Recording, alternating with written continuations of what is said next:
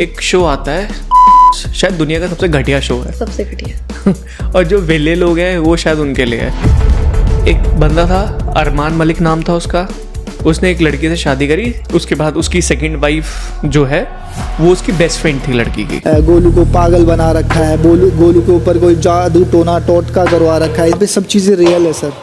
हार्दिक पांड्या, अभी शादी हुई थी 3 साल पहले इंडियन क्रिकेट टीम में। उसने 3 बार शादी करी और 3 बार शादी करने के बाद उसकी शादी टूट गई, डाइवोर्स हो गया। आपके पेरेंट्स जितना आपको अच्छे से जानते हैं, क्या वो आपकी पार्टनर को भी उतने अच्छे से जानते हैं? 83% couples are not happy with each other. What? तो शादी क्यों करते लोग? एक घर में रहते हुए भाई बहन एक जैसे नहीं होते। आप कह रहे हो मेरा पार्टनर एक जैसा नहीं है। कभी पास्ट की बात डिस्कस नहीं करनी चाहिए एज अ मेल। ये मेरे अंदर भी होगा, अगर मेरे पार्टनर का पास्ट मुझे पता लगेगा, it is a stupidity, but वो मुझे हॉन्ट करेगा, मेरे ख्यालों में आएगा, दिमाग खराब होगा उस चीज़ की वजह से। ऐसे क्या 5 साइन हैं जिससे पता लगे कि हमारा डाइवोर्स हो सकता है? कुछ लड़कियां ऐसी होती है, मतलब जिनसे मुझे तकलीफ है, शायद दुनिया के हर लड़के को तकलीफ होगी, जिनका बेस्ट फ्रेंड होता है। क्या आपको पता है, अकॉर्डिंग टू रिसर्च, जिनकी शादी पहली बारी होती है 50 to 50% डाइवोर्स हो जाता है। जो शादी दूसरी बारी करते हैं उनका 60% डाइवोर्स हो जाता है। जो शादी तीसरी बारी करते हैं उनका डाइवोर्स 73% हो जाता है। और जो आजकल के कपल्स हैं 83% एक दूसरे से खुश नहीं है। इसके पीछे बहुत सारे रीज़न हैं। एक मेल फीमेल को सही तरीके से नहीं समझता और एक फीमेल एक मेल को सही तरीके से नहीं समझती है, इसलिए डाइवोर्स केसेस बहुत ज़्यादा इंक्रीज होते जा रहे हैं। अगर ये दोनों एक दूसरे को अच्छे से समझ ले और उनको ये पता हो कि क्या करना है, रिलेशन को कैसे लेके जाना है, रिलेशन कैसे मैच्योर होता है, तो ये सारे रेट कम हो सकते हैं। शायद आपकी मैरिज भी सफ़र कर रही होगी या आपकी शादी होने वाली होगी। अगर ये सिनारियो आपके साथ ना हो, आप नहीं चाहते कि आपके साथ डाइवोर्स हो, ये पॉडकास्ट बहुत काम का आपके लिए। हमने एक मैरिज कोच को इनवाइट करा अपने पॉडकास्ट के ऊपर, जिन्होंने हज़ारों शादियां बचाई हैं, हज़ारों रिलेशनशिप बचाए हैं। अगर आप जानना चाहते हैं, सीखना चाहते हैं और अपने रिलेशन को ग्रो करना चाहते हैं, देन ये पॉडकास्ट आपके लिए है। Alright people, I am very excited for this podcast, क्योंकि जिस इंडस्ट्री में आप काम करती है ये मेरे लिए बिल्कुल नई थी और बहुत इंटरेस्टिंग थी। और फैक्ट ये है कि एक्चुअली में ऐसा हो रहा है। जैसे आप मैरिज कोच हो, ये कहाँ से आइडिया है आपके दिमाग में? आपने कैसे स्टार्ट करा? क्या चीज़ है? क्या करते क्या आप? I am a marriage coach for women. मैं स्पेशली वीमेन को कोच करती हूँ कि वो अपनी मैरिज पे किस तरीके से वर्क कर सकती हैं। बेस्ट पार्ट, अपने हस्बैंड को इन्वॉल्वमेंट नहीं करना होता, इन्वॉल्व करना ही नहीं होता, 0% इन्वॉल्वमेंट। एंड सेकेंड पार्ट, अपनी ट्रू सेल्फ को नहीं खोना है। लाइक आपने देखा है कि किसी भी तरीके से रिलेशनशिप चल जाए, फीमेल्स बैगिंग करती हैं, गिड़गिड़ाती हैं, रोती हैं, सब चीज़ें वो करती, कॉम्प्रोमाइज़ तक करती हैं। बट नहीं, आपको मैं बोलती हूँ हमारी कम्युनिटी में क्वीन माइंडसेट, आपको उस क्वीन माइंडसेट में रहकर अपनी रिलेशनशिप पे, अपनी मैरिज पे वर्क करना है, और मैं वो करवाती हूँ। Wow, this is amazing. I just wanted to know कि आपने एक एग्जांपल दिया था, ठीक है, हमें सब चीज़ों के लिए गाइडेंस मिल जाती है, लेकिन मैरिज कैसे चलानी है इसकी गाइडेंस देने वाले लोग बहुत कम है, क्योंकि ये माता पिता से तो हमने सीखा नहीं है या पर्सनली कोई आके एडवाइस देता नहीं है इसके बारे में। अब मुझे एक चीज़ जाननी है, आपने मुझे एक ड्राइविंग लाइसेंस वाला एग्जाम्पल दिया था बाहर, वो बहुत सटीक एग्जाम्पल था, एक बारी आप वो बताना चाहेंगे?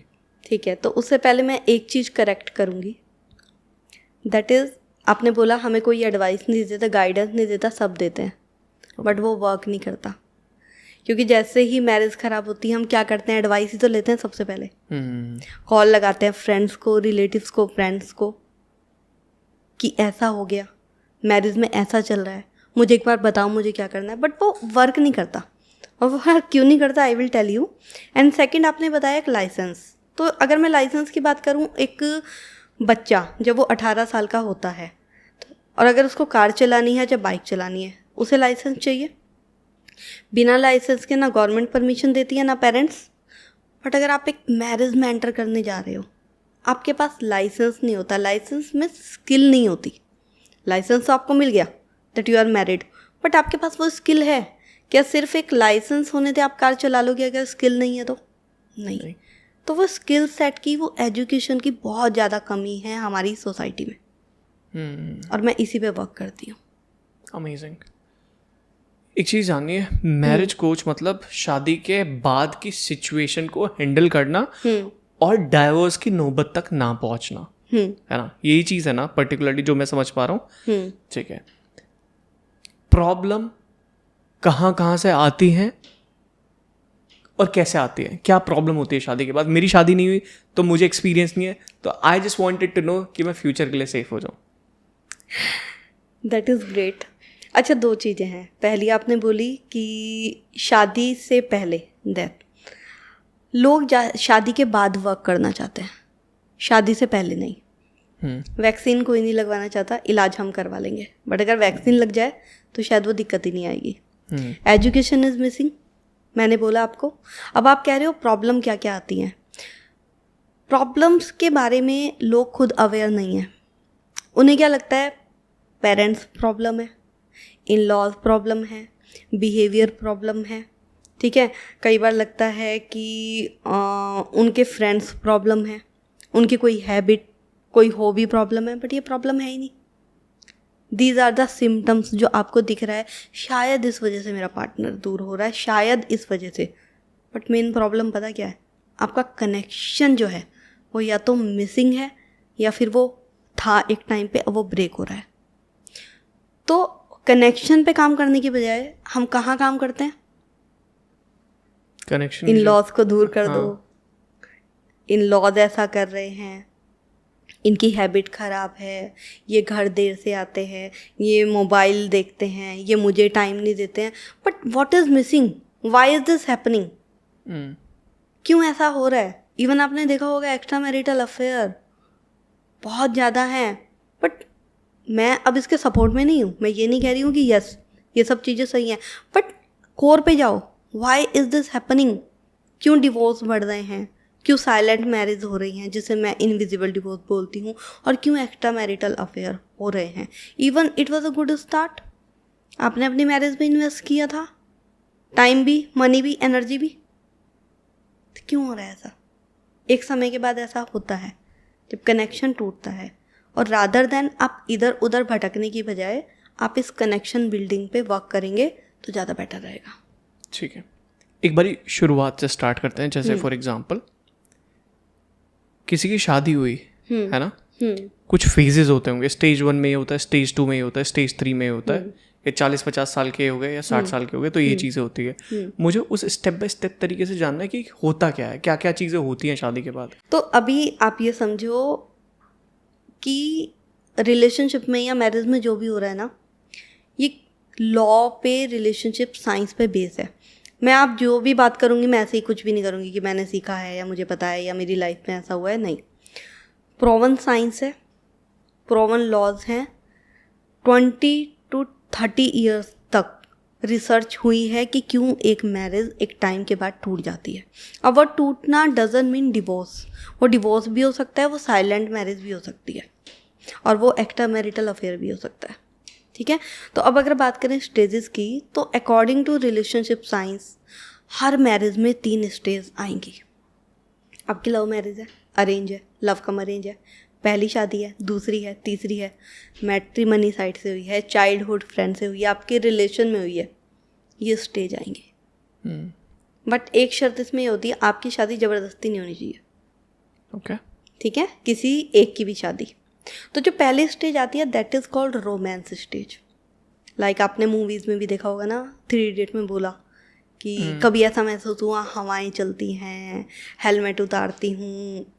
तो ये स्टेज क्या होती है, जब 2 अपोजिट सेक्स करीब आते हैं, ब्रेन में केमिकल्स रिलीज होते हैं, हमें बहुत अच्छा फील होता है, और हम ना चाहते हुए, मतलब भी हम नहीं चाहते कि ये किसी भी तरीके से ये पार्टनर जो हमसे जुड़ने वाला है ये हमसे दूर हो जाए, ठीक है। It is like addiction. Like आपने देखा होगा जब कोई शराब पीता है, ड्रिंक करता है, तो अल्कोहल का एक नशा होता है, तो इन केमिकल्स का भी एक नशा होता है, पर केमिकल्स का नशा भी शराब के नशे की तरह एक टाइम के बाद डाउन होता है, ठीक है।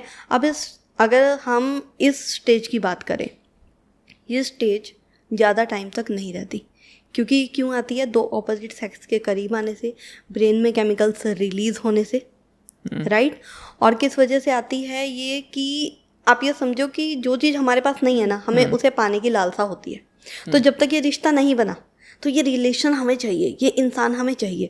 अब यहाँ पे हम क्या करते हैं, अपनी ट्रू सेल्फ को हम छुपाते हैं, एक्चुअल सेल्फ को, और हमारी फेक सेल्फ होती है सामने वाले को हम प्लीज़ करते हैं, उसकी हर बात मानेंगे, हर वो चीज़ करेंगे कि सामने वाला खुश रहे, आई एम गुड, और मुझे छोड़ के नहीं जाए। तो ये होती है रोमांस स्टेज, हनीमून स्टेज भी कहते हैं उसको। इसमें कोर्टशिप का टाइम भी आता है, आपका डेटिंग टाइम भी आ जाता है। कितना लंबा टाइम होता है? किसी किसी कपल का ये जो टाइम है, पीरियड, ये स्टेज चलती है 10 डेज, 12 डेज, 1 मंथ। और किसी की मतलब बहुत अच्छे से मेंटेन करके चल रहे हो तो 2.5 से 3 साल में ये ओवर हो जाती है। उसके बाद वो एक्साइटमेंट, लव नहीं बचता? नहीं। और ऐसा नहीं हो सकता कि हमेशा चले? हमेशा नहीं चलता, क्योंकि आप देखो टाइम के साथ प्रायोरिटी बदलती है। अभी मैंने क्या बताया, ये एक्चुअल सेल्फ नहीं है आपकी, फेक सेल्फ है। कभी तो एक्चुअल सेल्फ में आओगे ना आप, कभी तो वो चीज़ें करोगे जो आप करते थे। तो यहाँ पे जैसे ही सेकंड स्टेज स्टार्ट होती है, that is called power struggle. Power what? Power struggle. अच्छा। या फिर कॉन्फ्लिक्ट स्टेज भी कहा जाता है इसे, ठीक है। ठीक है। अब इस स्टेज में एक पार्टनर को लगता है सामने वाला पार्टनर अब वो नहीं है जो पहले था, अब ये वो टाइम स्पेंड नहीं करता, अब उस तरीके से बात नहीं करता, मुझे वो प्रायोरिटी नहीं देता। अनलव्ड फील होता है इस इंसान को, क्योंकि केमिकल्स जा चुके हैं, ठीक है, एक्चुअल सेल्फ में आ चुके हो। और सामने जितना इंसान ये कंट्रोल करने की कोशिश करता है कि किसी तरीके से ये पार्टनर मुझे प्यार करे, वापस आ जाए, इस पार्टनर को भी क्या लगता है, ये इस इंसान के लिए ये वो है ही नहीं जो इतना प्यार दिखाती थी या दिखाता था। अब ये लड़ती है, झगड़ती है, कंट्रोल करती है, तो ये वो इंसान नहीं है। अब ये एक दूसरे के सामने अनजान है, क्योंकि ये साइड तो इन्होंने एक दूसरे की देखी नहीं ना। और यहाँ से स्टार्ट होते हैं लड़ाई, झगड़े, conflict. Stage 2 fight, blame game, argument. थोड़ा सा एग्जांपल दोगे आप इसमें? क्या क्या, जैसे फॉर एग्जांपल लड़ाइयों में किस बात पे लड़ाई हो सकती है? क्या क्या किसी भी बात पे, आप मुझे टाइम नहीं दे रहे हो। अब हस्बैंड बोलेंगे टाइम दे तो ना हूँ, टाइम और कितना दूँ? नहीं, पहले तो आप इस तरीके से करते थे, घूमने जाते थे, हाँ तो ठीक है चलेंगे ना, पर आप पहले जैसे नहीं ना, आप खुद से नहीं बोलते हो, आप अब प्यार नहीं करते हो, आप खुद से मुझे लेके नहीं जाते हो, आप मुझे टाइम स्पेंड करते ही नहीं हो, आप मेरे साथ आके नहीं बैठते हो। तो यहाँ कंप्लेंट्स होती हैं सबसे पहले। और जैसे ही आप कंप्लेन करोगे, आप समझो धैर्य, एक इंसान कंप्लेन करता है, दैट मीन्स अटैक, सामने वाला डिफेंस करके काउंटर अटैक करता है। इस इंसान का बिहेवियर इस तरीके का होता है कि सामने वाला इंसान इसकी फीलिंग समझ ही नहीं पाता, क्योंकि अटैक है ना, तो वो समझ ही नहीं पा रहा है कि इसे अनलव्ड फील हो रहा है। अब इसको क्या लग रहा है, ब्लेम गेम है, मुझे नीचा दिखाया जा रहा है, मेरे पे हावी होने की कोशिश की जा रही है। तो ये अपनी बात को रखता है, और ये अपनी बात को इस तरीके से रखता है बिकॉज इस इंसान ने इसे हर्ट किया है, तो एक हर्ट इंसान हर्ट ही करेगा। When I am hurt I will hurt you, that's all. तो यहाँ से स्टार्ट हो जाता है कॉन्फ्लिक्ट। और अगर हम बात करें ये स्टेज ख़त्म कब होती है, ये नेवर एंडिंग है। वाह। इसीलिए आपने देखा होगा जो पिछली, अगर हम बात करें पीढ़ी की, लाइक हमारे दादा दादी, नाना नानी, या समटाइम मम्मी पापा भी सेकंड स्टेज में फंसे हुए थे। अच्छा, इससे पहले मैं बताती हूँ कि कॉन्फ्लिक्ट स्टेज अगर हम इस पर वर्क नहीं करते, ये एंड कहाँ पर होती है? 3 जगह। पहली डिवोर्स, दूसरी invisible divorce, and third extra marital affair. Okay, एक टर्म मुझे समझ नहीं आया, invisible divorce. Silent marriage. Okay, got it. Divorce नहीं हुआ, बट आप डिवोर्सी की तरह रहते हो घर में। आप लोगों में कोई इमोशनल, फिजिकल इंटीमेसी आई नहीं। क्यों? क्योंकि कॉन्फ्लिक्ट स्टेज में इतना ज़्यादा अनलव्ड फील हो गया, इतना ज़्यादा डिस्टेंस क्रिएट हो गया। अब समझो सेपरेशन भी 2 होते हैं, फिजिकल, इमोशनल। तो यहाँ पे इमोशनल सेपरेशन भी होता है, फिजिकल सेपरेशन भी हो जाता है। और कोई वीक पार्टनर जो इमोशनली वीक है, वो कहीं ना कहीं एक्स्ट्रा मैरिटल अफेयर में भी चला जाता है। अब इसके कई रीजंस हैं जो हम डिस्कस नहीं करेंगे यहाँ पे, टॉपिक डिफरेंट हो जाएगा। बट हाँ, ये समझना होगा कि अगर आप वर्क नहीं करोगे यहाँ पर इस स्टेज पे, तो ये 3 जगह ओवर हो जाएगी आपकी मैरिज। और वो क्या चीज़ है जिन पे काम करना है? आपको जिस पे काम करना होता है दैट इज़, आपको ये समझना होगा मेरा पार्टनर डिफरेंट है मुझसे, सेम नहीं है। ओके। आपकी क्या नीड्स हैं, आपके पार्टनर की क्या नीड्स हैं, उसे कैसे आपको फुलफिल करना है, कम्युनिकेट कैसे करना है, कैसे कम्युनिकेशन का पुअर कम्युनिकेशन हो जाता है व्हेन वी आर हर्ट। आप समझो यहाँ ब्रेन का बहुत बड़ा रोल होता है। आप जब पैनिक होते हो ना, तब आप एक कॉन्शियस माइंडसेट से डिसीजन ले नहीं पाते। कोई घबराया हुआ बच्चा क्या एग्ज़ाम में फुल मार्क्स ला सकता है? नहीं। तो यहाँ पे अब आपके मन में क्वेश्चन आ रहा होगा, अगर मैरिज ख़राब हो रही है किस चीज़ की घबराहट? घबराहट होती है लोनलीनेस की। सबसे ज़्यादा हमारा इमोशन इन्वेस्ट होता है इसके अंदर, और जब हमें लगता है ये इंसान जिसके बिना हम कुछ है ही नहीं, जिससे हम इतना प्यार करते हैं, ऐसा तो नहीं है ये छूट जाएगा, तब यहाँ पे फियर आ जाता है। और इसीलिए लड़ना, झगड़ना, नेगिंग करना, बेगिंग करना, प्लीजिंग करना, वो इसी वजह से होता है। कहीं ना कहीं एक फियर होता है, ये रिश्ता टूट गया तो अगर एक पार्टनर ये समझे कि अगर ये इंसान कंप्लेन कर रहा है मुझसे, इसके पीछे फियर क्या है, ये चाहता क्या है, तो कितना आसान हो जाएगा। पर हम वो नहीं कर पाते क्योंकि इस चीज़ की हमें एजुकेशन मिली नहीं, हमें समझाया नहीं गया। एंड नॉट ओनली दिस, बहुत सारी चीज़ें होती हैं जो हमें समझनी होती हैं। आपको यहाँ पे बिहेवियर भी समझना होता है। मैन का अलग होता है, वुमेन का अलग होता है। एक बारी ये बिहेवियर पैटर्न के बारे में बात करते हैं, क्योंकि मैंने आज तक जो चीज़ें सुनी है कि ये सुने कि फीमेल को कोई समझ ही नहीं सकता, है ना। ये डायलॉग बहुत फेमस होता है, लेकिन ये डायलॉग भी आपने मेल से सुना होगा ना, फीमेल को कोई समझ नहीं सकता। करेक्ट। हाँ, पहली चीज़ समझ यूँ नहीं सकता क्योंकि समझने की हम कोशिश करते ही नहीं है। दूसरी चीज़, समझ इसलिए नहीं सकता क्योंकि फीमेल्स को समझाना ही नहीं आता। अब मैं ये नहीं कह रही हूँ कि वो नहीं कर सकती, वो कर सकती हैं, पर वो जिस तरीके से करती हैं, जिन्हें मैं स्पेशली बोलती हूँ मैरिज किलर मेथड, वो मेथड तो यूज़ करती हैं, पर मैंने उन्हें नाम दिया है MKM, मैरिज किलर मेथड। अच्छे के लिए करती हैं, मैरिज बच जाए इसलिए करती हैं, बट कहीं ना कहीं मैरिज किल हो जाती है धैर्य। पहला मेथड अगर मैं बताऊँ, जैसे ही मैरिज ख़राब होती है वो क्या करेंगी? एडवाइस लेंगी फ्रेंड्स से, रिलेटिव से, पेरेंट्स से। ठीक है। तो क्वेश्चन करो मुझसे कि क्यों है ये किलर मेथड? पेरेंट्स तो भला ही चाहते हैं, आता है ना दिमाग में, पेरेंट्स तो भला ही चाहते हैं विपुल, फ्रेंड्स तो भला ही चाहते हैं। मैंने नहीं बोला वो बुरे इंसान है, मैं नहीं कह रही हूँ भलाई चाहते हैं, बट वो आपकी भलाई चाहते हैं, आपसे बहुत प्यार करते हैं, इसलिए सिक्के का एक पहलू देख पाते हैं, दूसरा नहीं। आपके पेरेंट्स जितना आपको अच्छे से जानते हैं, क्या वो आपकी पार्टनर को भी उतने अच्छे से जानते हैं? नहीं। आपके पेरेंट्स जब आपको पेन में देखते हैं तो वो उसका सॉल्यूशन ढूंढेंगे या कहेंगे बेटा पेन में ही रहो? सॉल्यूशन ढूंढेंगे। और सॉल्यूशन उन्हें क्या लिखता है? जो भी उस समय लगता है वो सॉल्यूशन देते हैं। तीसरा रीज़न वो हेल्प क्यों नहीं कर पाते? मैंने अभी बताया था कि 10 में से, शायद नहीं बताया, अब बता रही हूँ, 10 में से 7 कपल कॉन्फ्लिक्ट स्टेज में अपनी मैरिज को एंड कर देते हैं। 10 में से 7 कपल। 10 में से 7 कपल? हाँ, ये तो बहुत बड़ा नंबर है। और एंड करने का मतलब वही 3 चीज़ें, divorce, invisible divorce, extra marital affair. अब आपको कैसे पता कि जिससे आप सलाह ले रहे हो वो साइलेंट मैरिज में है या वो एक हैप्पी कपल है? आपको नहीं पता। नहीं विपुल, मैंने तो देखा है सोशल मीडिया पे बहुत अच्छी अच्छी फ़ोटोज़ हैं। आपकी कौन सी लड़ाई झगड़े वाली फ़ोटो है? हम अपना बेस्ट फेस ही दिखाते हैं सोसाइटी में। लेकिन रिलेशनशिप एक ऐसा फैक्टर है, एक ऐसी चीज़ है जो हम छुपा के रखते हैं। लाइक मेरे पास क्लाइंट भी आती हैं, तो वो क्लाइंट क्या बोलती है मुझसे? विपुल किसी को पता तो नहीं चलेगा ना? नोबडी वांट टू शो कि मेरी मैरिज अच्छी नहीं चल रही है। तो अब आपको कैसे पता लगेगा कि जिससे मैं सलाह ले रहा हूँ वो हैप्पी कपल है या अनहैप्पी कपल है? मुखौटा तो नहीं पहना है, चलो मान लेते हैं हैप्पी कपल है, मान लिया। तो क्या आपकी मैरिज की नीड उनकी मैरिज की नीड सेम है? नहीं। आप और वो सेम पर्सनैलिटी हो? आपके हस्बैंड और उनके हस्बैंड सेम पर्सनैलिटी है? नहीं। तो दिस इज़ लाइक कि आप सर्कल में ट्रायंगल फिट कर रहे हो। इसीलिए लास्ट में आपने देखा होगा मीटिंग्स होती है, घंटों घंटों मीटिंग्स होती हैं और एक ही हल निकल के आता है, बेटा थोड़ा तुम कॉम्प्रोमाइज़ करो, बेटा थोड़ा तुम कॉम्प्रोमाइज़ करो। लेकिन अब जिसकी चीज़ के लिए क्रेविंग थी, लव के लिए, वो तो पूरी नहीं हुई ना।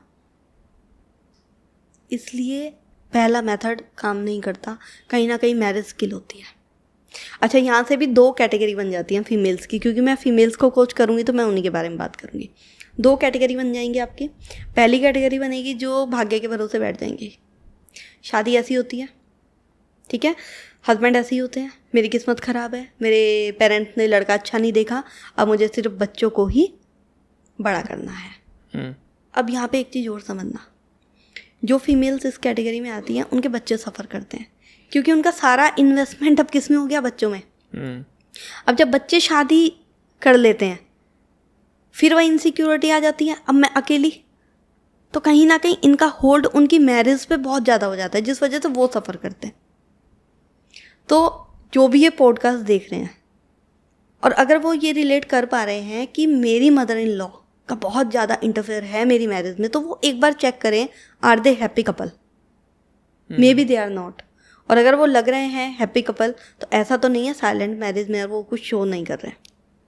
कोई तीसरा जब भी आएगा जब आप उसको आने दोगे, बिल्कुल, क्योंकि आपकी बातें एक कपल के बीच में रहनी चाहिए, और अगर वो कहीं जा रही हैं तो दूसरे तीसरे चौथे पांचवें बंदे सब निकल के आएंगे। तभी तो ये मैरिज किलर मेथड है। आप ये समझो, आपकी पतंग की डोर आपके हाथ में है ही नहीं, धैर्य, अब वो कोई और उड़ा रहा है, उड़ी तो उड़ी, कटी तो कटी। क्योंकि अब यहाँ होंगी मीटिंग्स में होते हैं फैसले जो आपको ना चाहते हुए भी मानने पड़ेंगे। अच्छा, एक चीज़ और आती है, पेरेंट्स मीटिंग या फिर काउंसलर। देखो, मैं काउंसलिंग के ख़िलाफ़ नहीं हूँ, बट मैं काउंसलिंग अब नहीं लेती हूँ कपल्स की। उसके पीछे रीज़न है, उसके पीछे रीज़न ये है कि काउंसलिंग समटाइम वर्क नहीं करती, ब्लेम गेम बहुत ज़्यादा होता है, एक दूसरे को समझने के लिए रेडी नहीं होते वो लोग। तो अगर पेरेंट्स से भी आप काउंसलिंग करवा रहे हो, एट दैट टाइम हस्बैंड को गलत मैसेज चला जाता है, मैं अच्छा इंसान नहीं हूँ, मेरी नीड ही नहीं है, आई am not a good husband.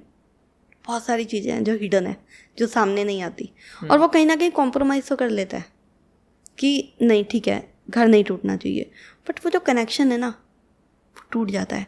शायद पेरेंट्स मीटिंग के बाद मुझे कई क्वींस ने हमारी कम्युनिटी में बताया है, रिश्ता और बिगड़ गया है, हस्बैंड तो अब बिल्कुल साइलेंट ट्रीटमेंट देते हैं। तो ये हो गया मैरिज किलर मेथड नंबर 1, ठीक है। 2 कैटेगरी बन गई थी, पहली कैटेगरी आपके सामने। दूसरी कैटेगरी होती है जो हार नहीं मानती, भैया मेरा पति है, कैसे छोड़ दूँ। अब वो बनाती है never ending loop, infinity, endless, चल रहा है। अब वो क्या करती हैं, हस्बैंड को एडवाइस देंगी, सजेशन देंगी, प्लीजिंग, प्लीडिंग, बेगिंग, हर चीज़ वो करके देखेंगी, पर ये वर्क नहीं करता। यहाँ तक कि वो उन्हें कंट्रोल करती हैं, उन्हें एडवाइस देती हैं,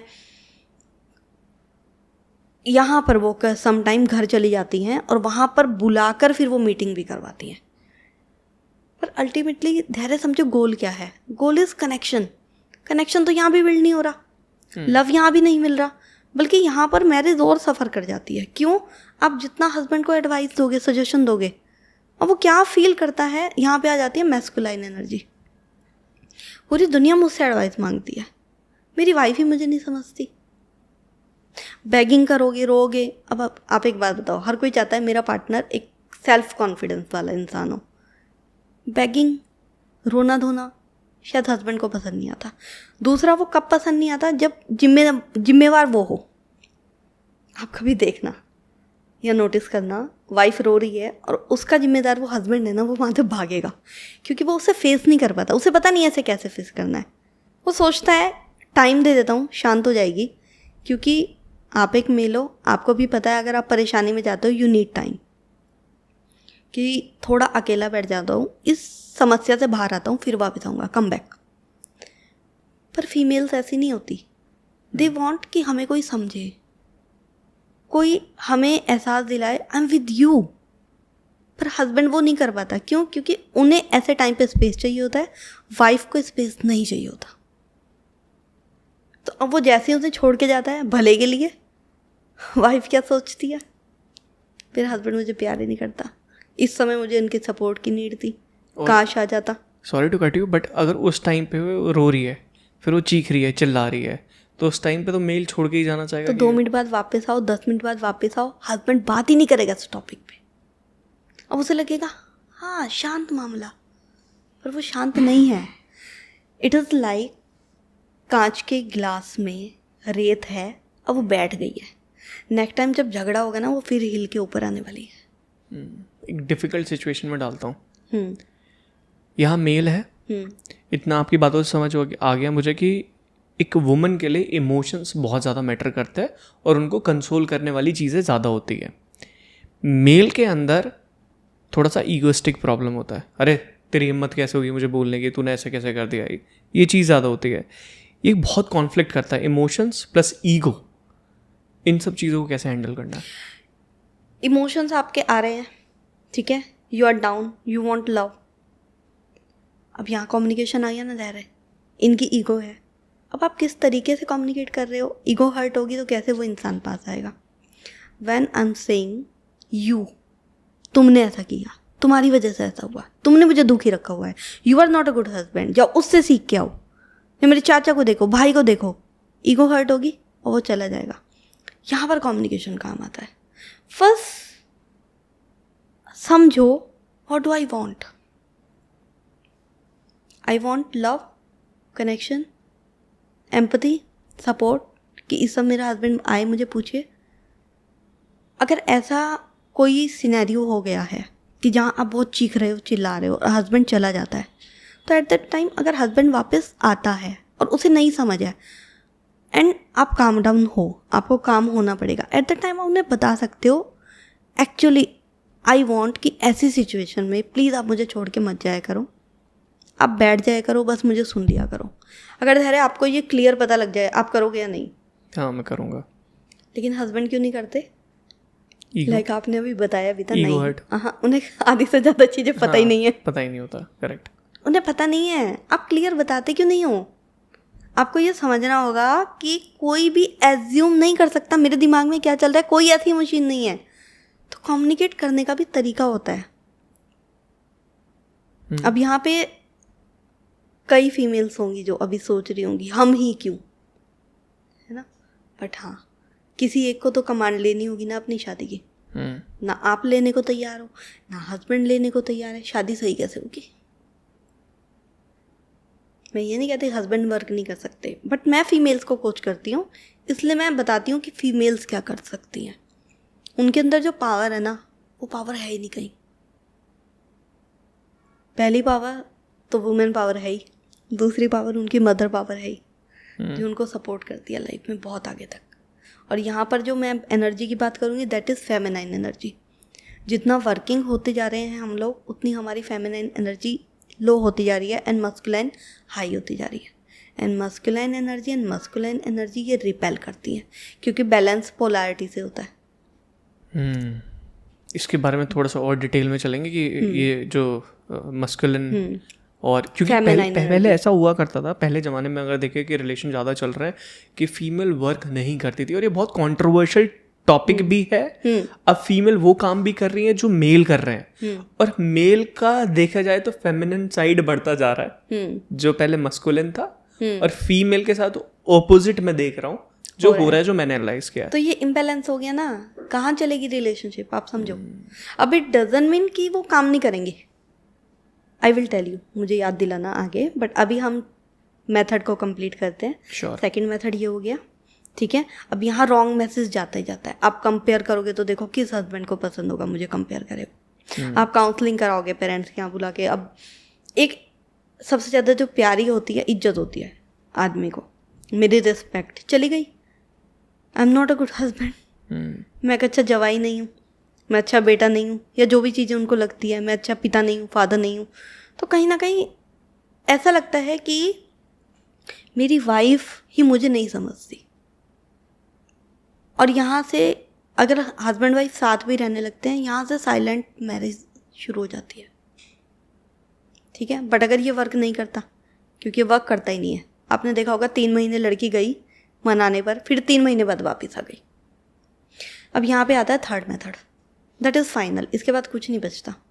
यहाँ डिसीज़न होता है मैं खुद अकेली रह लूँगी, डिवोर्स ले लेती हूँ, अपने फाइनेंस खुद संभाल लूँगी। यहाँ पे मैरिज एंड हो जाती है। यहाँ पे भी दिमाग में क्या आता है इंसान के, कोई बात नहीं, कुछ समय के बाद दूसरी शादी कर लेंगे। कई बार सोसाइटी के प्रेशर से, पेरेंट्स के प्रेशर से, या खुद भी लोनलीनेस फील होता है।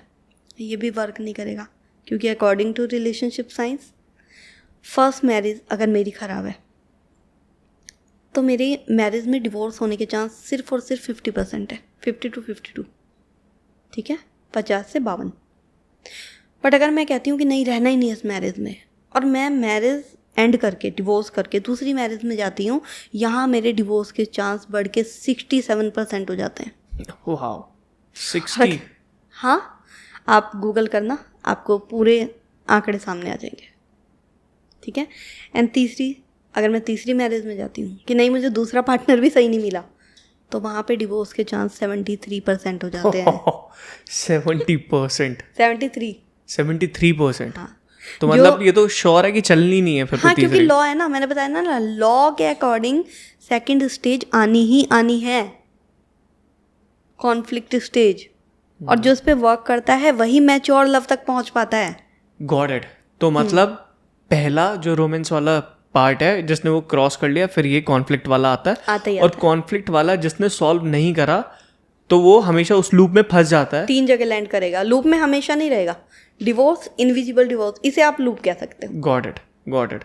ठीक है। एंड तीसरा extra marital affair, that is very common today. तो हर एक्शन का रिएक्शन होता है।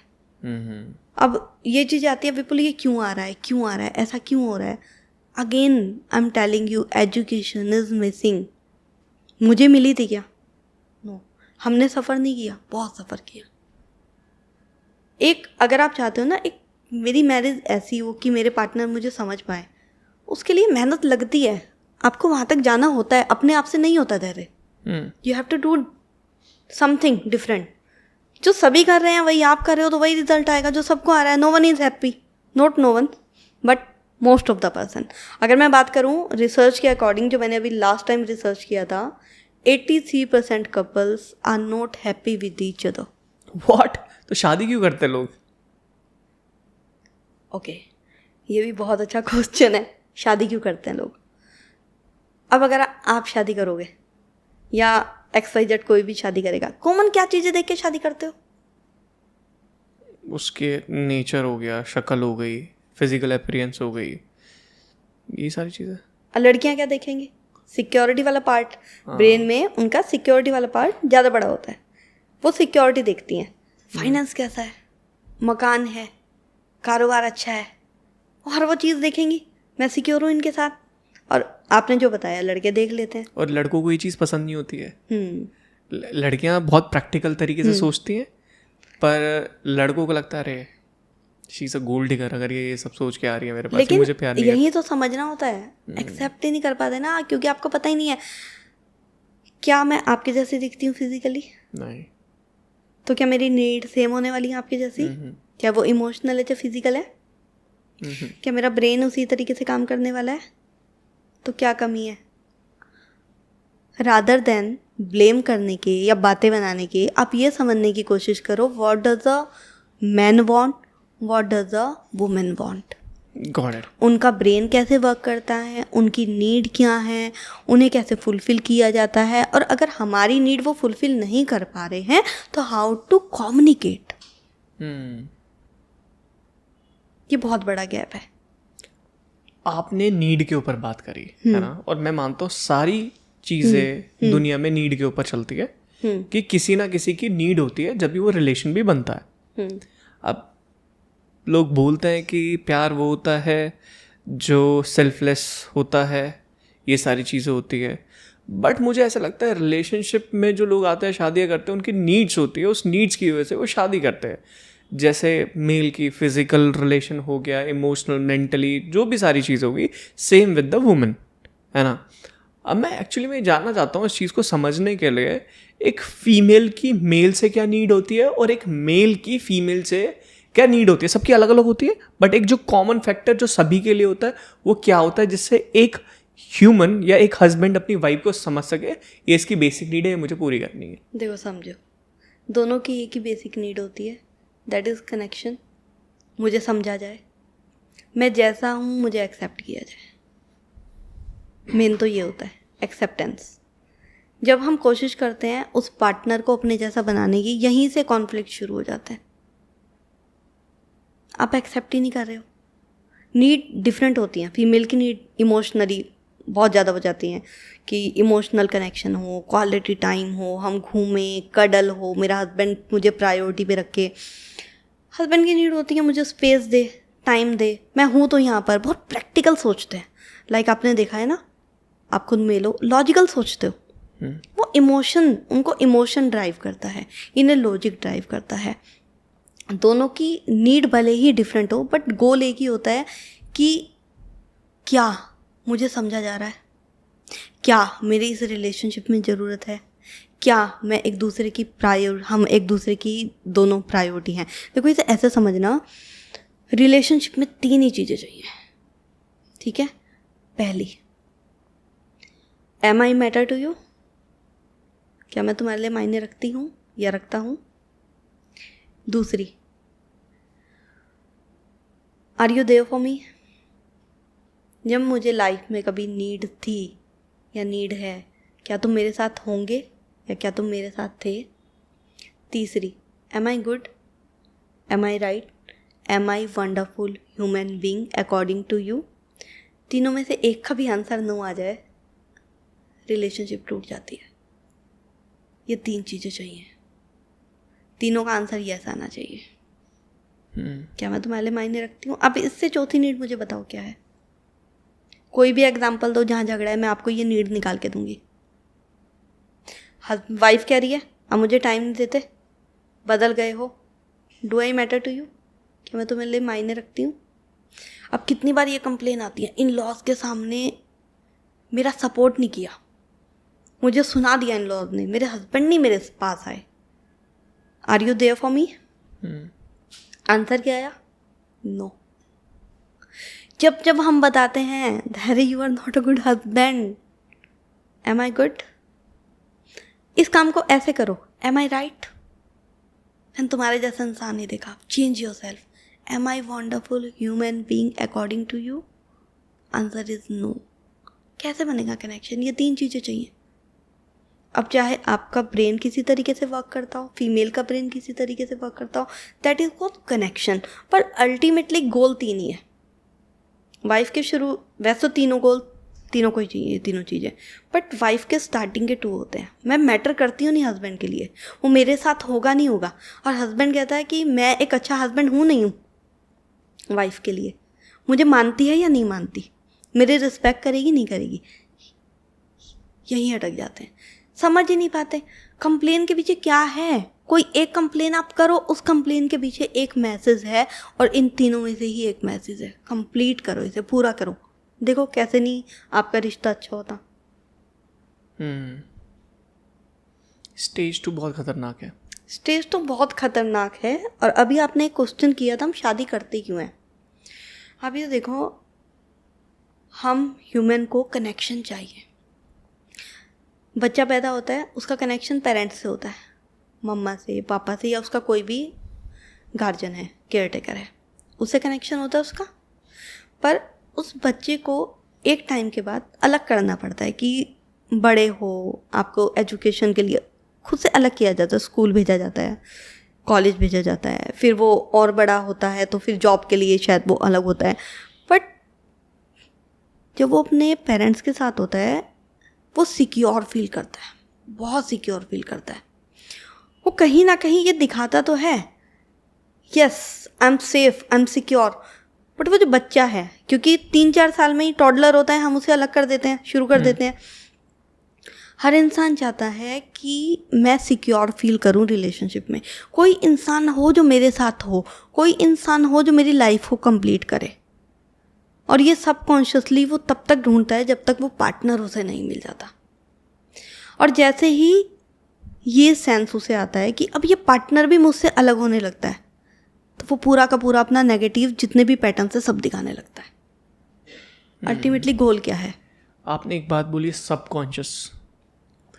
बहुत सारे जो एक्स्ट्रा मैरिटल अफेयर चलते हैं, किन रीज़न की वजह से वो वहाँ पहुँच जाता है? क्या रूट कोज क्या है?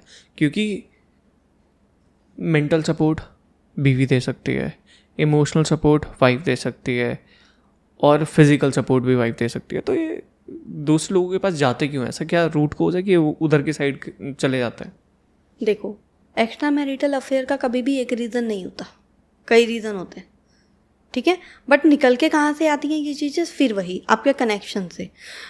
इफ़ ऑल द टाइम आप नैगिंग कर रहे हो, हस्बैंड को समझा रहे हो, कंप्लेन कर रहे हो, कंपेयर कर रहे हो, वो खुश फील ही नहीं कर रहा है अपने घर में, तो ज़रूरी नहीं है वो एक्स्ट्रा मैरिटल अफेयर चाहता है। सबसे पहले इमोशनल कनेक्शन बनता है, जिसे इमोशनल इनफिडेलिटी कहते हैं। ज़रूरी नहीं है वो फिज़िकल इनफिडेलिटी पे आएगा। स्टार्टिंग यहीं से होती है। लाइक आपको अपने घर में वो चीज़ें नहीं मिल रही हैं, ठीक है। अब ये वाइस वर्सा भी होता है, फीमेल्स भी एक्स्ट्रा मैरिटल अफेयर में हैं। हम ये नहीं कह सकते कि हस्बैंड ही हैं, दोनों की साइड से हैं। हस्बैंड के रीज़न डिफरेंट हो जाते हैं, वाइफ का reason emotionally, they want am I emotionally secure. वो जहाँ अगर ये फील करती है ना मैं इमोशनली सिक्योर हूँ, मुझे पूछा जा रहा है, मुझे प्यार मिल रहा है, तो कहीं ना कहीं वहाँ चांसेस बढ़ जाते हैं। बट हस्बैंड का ज़रूरी नहीं है। हस्बैंड का जो रीज़न कई बार निकल के आता है, that is am I needed. घर में तो नीड आई नहीं मेरी। वाइफ तो हर समय यही बताती है ना, आप कितने गलत हो, कितने ख़राब हो, सही हो जाओ, ये करना चाहिए, वो करना चाहिए। बट अगर एक ऐसा इंसान मिल जाए जो उसे ऐसे ही एक्सेप्ट करे जैसा वो है, तो वहाँ वो अट्रैक्ट हो जाता है, अटैच हो जाता है। और यहाँ से सिर्फ स्टार्ट होती है लाइक कॉन्वर्सेशन, बात, चैटिंग, ये स्टार्टिंग है। पर ये एंड हो जाती है कहीं ना कहीं एक्स्ट्रा मैरिटल अफेयर पे, जहाँ वो फिजिकली भी इन्वॉल्व हो जाते हैं। तो क्या मिसिंग है? धैर्य, फिर समझो, कनेक्शन ही तो मिसिंग है। आप एक दूसरे के साथ सेफ फील नहीं कर रहे हो ना। अभी मैं आपको बताती हूँ, हमारी जो लाइफ है एक हिरार्की पे चलती है। 5 स्टेप होते हैं इस हिरार्की के, जैसे मैस्लो वाला था। हाँ, पहला आपकी फिजिकल नीड, रोटी कपड़ा मकान, रोटी कपड़ा मकान एंड सेक्स आ जाता है इसके अंदर। दूसरा आपकी सेफ्टी, हाँ, सिक्योरिटी एक तरीके से, ठीक है। कौन सी सेफ्टी? फिजिकल, आप सेफ कर ही लेते हो अपने आप को, ठीक है। आपका घर है, मकान है, कहीं ना कहीं आपकी जॉब है, आप ये सिक्योरिटी लेके चलते हो, safety. But what about emotion? फिर वही कौन सी होती है विपुल? इमोशनल, सेफ्टी, वही तीनों। उसके बाद लव, ठीक है, ये तीनों। अगर यहाँ पर आप सेफ फील नहीं कर रहे हो, एम आई गुड, जो मैंने तीनों आपको बताई हैं, अगर आप यहाँ लैग कर रहे हो, आप यहीं फंस जाओगे। अभी आपने बोला था कि शादी वर्क क्यों नहीं करती, इसीलिए क्योंकि आपका सेकंड स्टेज तो कंप्लीट ही नहीं हुआ। इसके बाद आता है लव, फैमिली, रिलेशनशिप। अब हम गलती क्या करते हैं शादी करते समय, एक रिश्ता करते समय बेसिक नीड सब देख लेते हैं, ठीक है, और उसके बाद सीधा शादी कर देते हैं। बट लड़ाई कहाँ हो रही है? सेकंड स्टेप पे। इमोशनली सेफ ही फील नहीं होता आपके साथ, ठीक है। तो यहाँ पे अब चाहे एक्स्ट्रा मैरिटल अफेयर हो, चाहे आपका साइलेंट डिवोर्स हो, इनविजिबल डिवोर्स, साइलेंट मैरिज, या फिर आपका हो डिवोर्स हो, रीज़न एक ही निकल के आता है, that you are not connected with your partner. Connection feel ही नहीं होता, सिक्योरिटी फील ही नहीं होती। हस्बैंड की नीड अलग है, उसे लगता ही नहीं मेरी वाइफ की को मेरी ज़रूरत है, उसे कहीं से कहीं तक नहीं लगता। और वाइफ को ऐसा लगता है कि हस्बैंड मुझे प्रायोरिटी देते नहीं, शायद नीड ही नहीं है। दोनों कम्युनिकेट ही नहीं कर पा रहे हैं। मुझे एक चीज़ बहुत अच्छे से समझ में आ गई कि why women are so practical about their partners, because उनको पता है कि अगर जो बेसिक नीड है, जैसे पहले तो रोटी कपड़ा मकान है, चलो ठीक है, उसके बाद क्या था मैस्लो रूल के हिसाब से? सेफ्टी, सिक्योरिटी, उसके बाद जॉब है, पैसा आ रहा है, तभी वो थर्ड स्टेज के बारे में सोच सकता है कि एक अच्छा हेल्दी रिलेशनशिप। यस, और मेल के लिए होता है कि नहीं यार जैसा मैं हूँ वैसा वो कर ले, लेकिन वो रिलेशन शायद बहुत डिफिकल्टी के साथ आगे बढ़ेगा. That's why women are so practical देखो अबाउट. बेसिक नीड तो पूरी होनी जरूरी है, या आप रिलेशन बनाओ चाहे नहीं बनाओ. अगर मैरिज में नहीं भी हो तब भी ये 3 चीज़ें तो पूरी करोगे ना. रोटी कपड़ा मकान तो पूरी करना ही करना है आपको. बट अगर बेसिक नीड को देखते हुए हम एक मैरिज की तरफ बढ़ रहे हैं, उससे पहले मैं बोलूँगी कि आप थोड़ा टाइम दो एक दूसरे को. एंड आपकी जो इमोशनल नीड है, इमोशनल सेफ्टी है, उसे फुलफिल करो, समझो अपने पार्टनर को. अब एक क्वेश्चन आता है, मेरा पार्टनर मुझे समझता नहीं है, वो मेरे जैसा नहीं है. अरे वो आपके जैसा नहीं हो सकता. एक घर में रहते हुए भाई बहन एक जैसे नहीं होते. आप कह रहे हो मेरा पार्टनर एक जैसा नहीं है, कैसे? उसकी तो अपब्रिंगिंग अलग है, पेरेंट्स अलग हैं, एजुकेशन अलग है, उसका चाइल्डहुड अलग है, हर चीज़ अलग है. आप पे जैसा कैसे हो सकता है? पॉसिबल है? एक घर में ही नहीं भाई बहन एक जैसे होते. तो यहाँ पे लैग क्या कर रहा है? आपको समझना होगा कि मेरा पार्टनर क्या चाहता है, आपको समझना होगा मैं क्या चाहती हूँ. तो how to communicate my need and how to understand his need, ये बहुत बड़ा गैप है. Got it. हमने 2 स्टेजेस पार कर लिए. ये स्टेज अगर हम कम्युनिकेट करते हैं, पार्टनर्स की नीड समझते हैं, तो ये इजीली पार हो सकता है.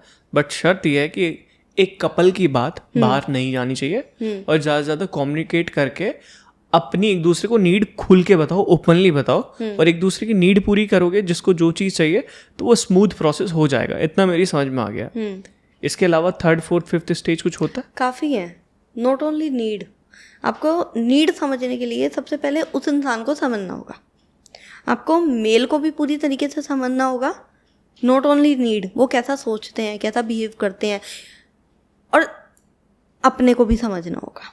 हम देखा देखी सोसाइटी में बहुत चीज़ें कर रहे हैं. मुझे गोवा जाना है क्योंकि मेरी फ्रेंड गोवा गई है. मुझे वहाँ जाना है क्योंकि मेरी फ्रेंड ये कर रही है.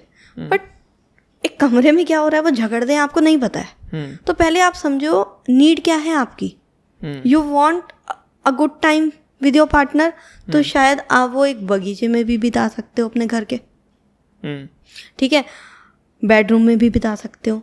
बट आपको जाना ही है, आपको घूमना ही है, भले ही उसके लिए हस्बैंड को कितना ही सफ़र करना पड़ जाए.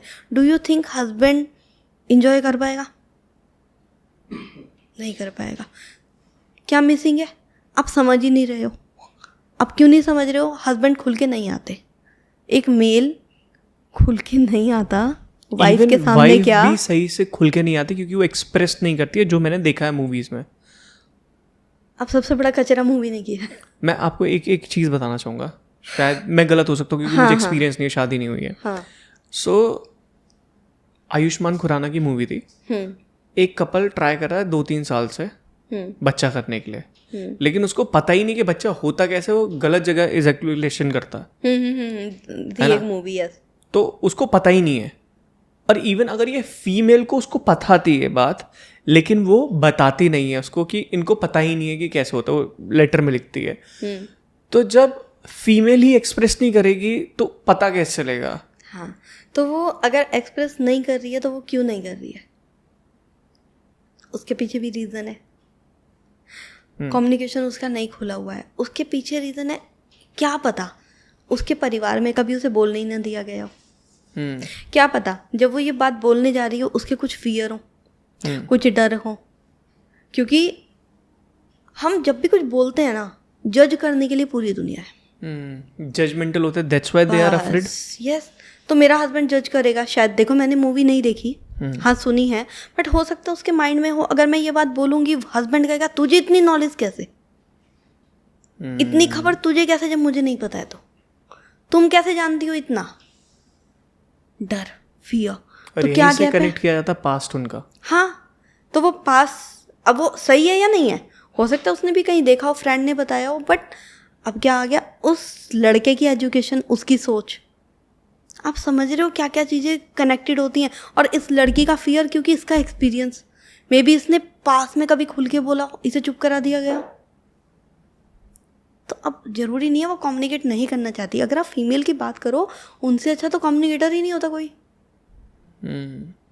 आप देखो, आप अगर कहीं जाते हो या फिर आपको खबर मिलती है आपके फ्रेंड के घर पे बेटा हो गया है, आप क्या बोलोगे? कॉन्ग्रेचुलेशन, है ना, बेटा हुआ है, भाई सही है, पापा बन गया है, मिठाई कब दे रहा है? फीमेल्स, बेटा हो गया, कब हुआ, कौन से हॉस्पिटल में, कहाँ, गोरा है काला है, अरे वेट कितना है, मम्मी आई थी, पापा आए थे, इन लॉज आए थे, क्या लेके आए, कितना लेके आए? समझ रहे हो? कम्युनिकेशन, कम्युनिकेशन में तो फीमेल से आगे है ही नहीं कोई, बहुत अच्छे से कम्युनिकेट करती है, पर अगर वो नहीं कर रही हैं तो कुछ तो रोक रहा है उन्हें। तो अब मैंने आपको बताया था मैं वर्क कराती हूँ माइंडसेट पे, तो जब मैं माइंडसेट पे वर्क कराती हूँ अपने कोर्स में अपनी क्वींस को, तो ये सब चीज़ें मैं निकलवाती हूँ उनकी कि भैया जो तुम ये कहानियाँ बना रहे हो या जो चीज़ आप अप्लाई कर रहे हो मैरिज पे, ये सही है या कहीं पास से आ गई हैं तो now this is the time to change it. Vipul, एक मैं आपको यहाँ इंटरप्ट करना चाहूँगा क्योंकि मुझे एक चीज़ बहुत अच्छे से समझ में आई है अभी कि आपने बोला कि जज करता है, मेल जज करता है, और ये मेल में होती है कि उसे अपनी वाइफ का पास्ट नहीं पता होना चाहिए। इवन मुझे लगता है बताना भी नहीं चाहिए, डिस्कस भी नहीं करना चाहिए, क्योंकि वो चीज़ें ना हॉन्ट करती हैं। अगर हॉन्ट करेंगी तो शायद वो रिलेशन सही से चल नहीं पाएगा, वो उसको कुछ बोल सकता है उस चीज़ के बारे में। तो इसलिए कभी पास्ट की बात डिस्कस नहीं करनी चाहिए। एज अ मेल ये मेरे अंदर भी होगा, अगर मेरे पार्टनर का पास्ट मुझे पता लगेगा, it is a stupidity, but वो मुझे हॉन्ट करेगा, मेरे ख्यालों में आएगा, दिमाग खराब होगा उस चीज़ की वजह से। एक रीसेंट मैं आपको चीज़ बताता हूँ, फीमेल इसलिए नहीं खुल पाती क्योंकि उनको वो जज करते हैं, फियर होता है, कुछ भी फियर हो सकता है, फियर होता है। अब हम सोसाइटी में घूम रहे थे, हमारा एक दोस्त है स्कूल का, अब फिजिकल नीड सबकी होती है। एक मेल को पता है कि मेल फिनिश होता है, मेल को एक्चुअली में ये नहीं पता होता कि फीमेल भी फिनिश होती है, उनकी भी नीड होती है। उसको नहीं पता था, 2-3 साल हो गए उसकी शादी को। हाँ, और ये जो ब्रोज होता है ना, ये बात कोई खुल के नहीं करता। अब जैसे मेरा दोस्त है बचपन का, मैं उसको खुल के बात करता हूँ कि यार क्या क्या चीज़ें हैं, किस तरीके से हैं, क्या नीड होती है, किस तरीके से, तो लोग ना इस बारे में ना बहुत टाइट बाउंडेड रहते हैं, लोग खुल के बात ही नहीं करना चाहते, इसलिए पता ही नहीं चल पाता, वो रिलेशन कभी अच्छा हो ही नहीं पाता। फीमेल को डर रहता है ये मुझे जज करेगा, और मेल को लगता है कि अगर ये मेरे से बात करेगी तो पास्ट वो हॉन्ट करेगा। ये तो बहुत तगड़ी चीज़ है, मतलब ये तो नेवर एंडिंग लूप हो गया एक तरीके से देखा जाए। ब्रेक करना होता है। देखो ब्रेक कब कर पाओगे?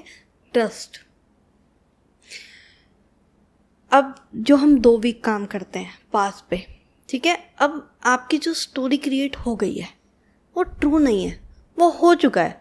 अब उस कहानी को कितना जीना है, चेंज तो करना होगा ना, ठीक है। तो this is the time to change your mind कि अगर मैं ये नहीं करूँगी, चाहे XYZ कोई भी सिनेरियो है, मैं स्टेप नहीं उठाऊंगी तो उसका नुकसान कितना इधर है, ठीक है। और अभी ज़रूरी तो नहीं है आपके हस्बैंड का माइंडसेट वही होगा, तो व्हाट इज़ मिसिंग? कम्युनिकेशन। अब हम ये नहीं कह रहे कि अपना पास, दैट इज़ नॉट गुड कि आप अपना पास बताओ, फिर भी मैंने देखा है फीमेल्स बताती हैं। मैंने इसलिए बताया कि लॉयल होना चाहिए, बेवकूफ़ी है। क्यों बेवकूफ़ी है? अभी आपको नहीं पता आपका पार्टनर कैसे रिएक्ट करेगा, आप अभी जानते ही नहीं हो अपने पार्टनर को। भाई अगर आपका चाइल्डहुड ऐसा रहा है जो वुंडेड है, तो उसका भी तो कहीं ना कहीं होगा, उसके अलग एक्सपीरियंस होंगे, उसके अलग दोस्त होंगे।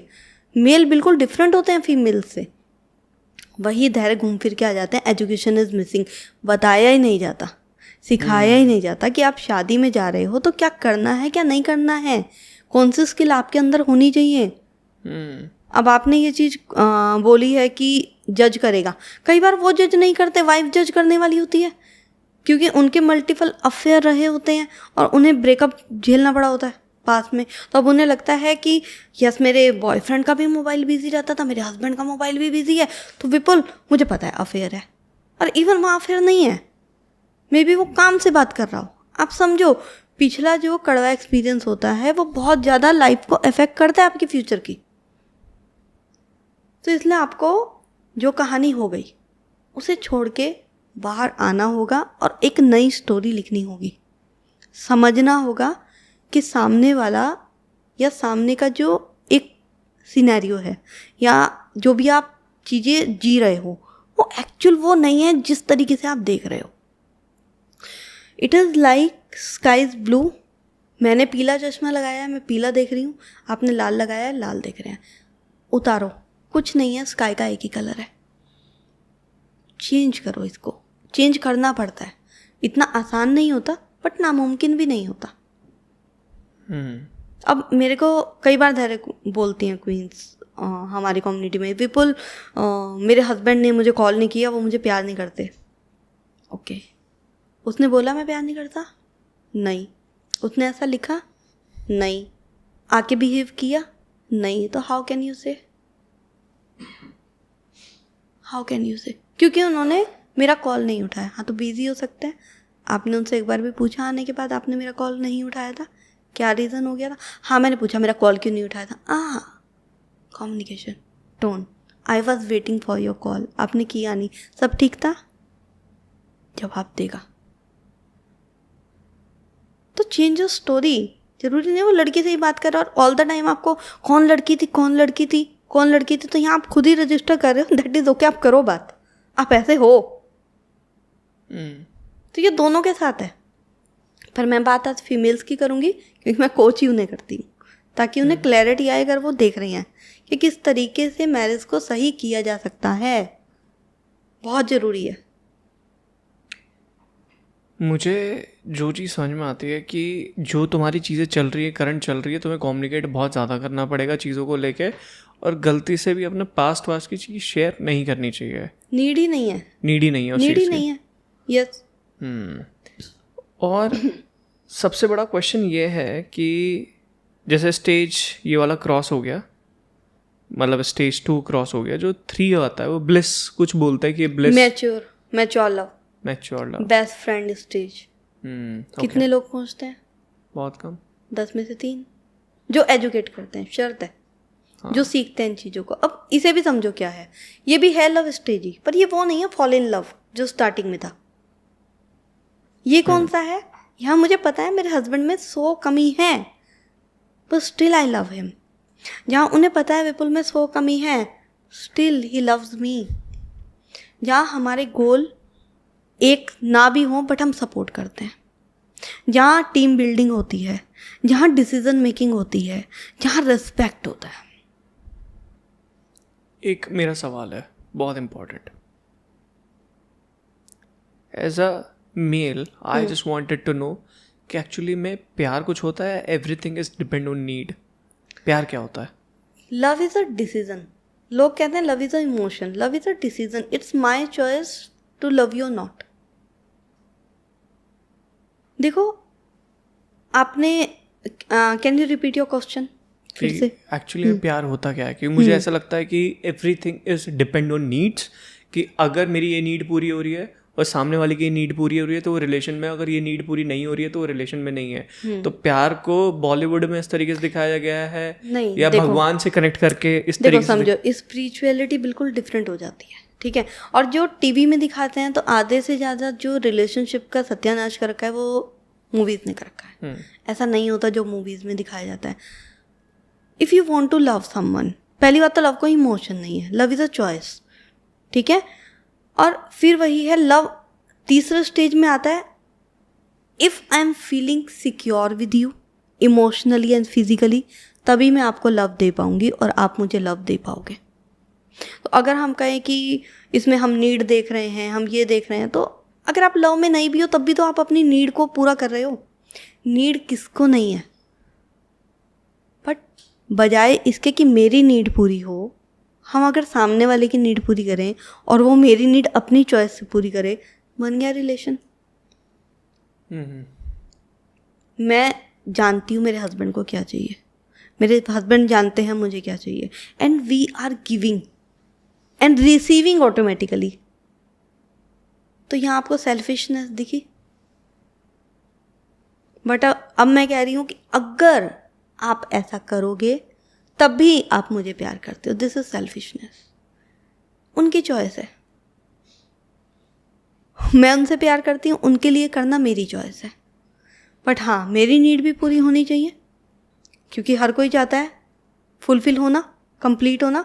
तो अगर सामने वाला नहीं समझ पा रहा है, पहली बात तो हमारे मिरर न्यूरॉन्स होते हैं, ठीक है, वो फायर होते हैं, हमें समझ आता है, हम रिलेट कर पाते हैं।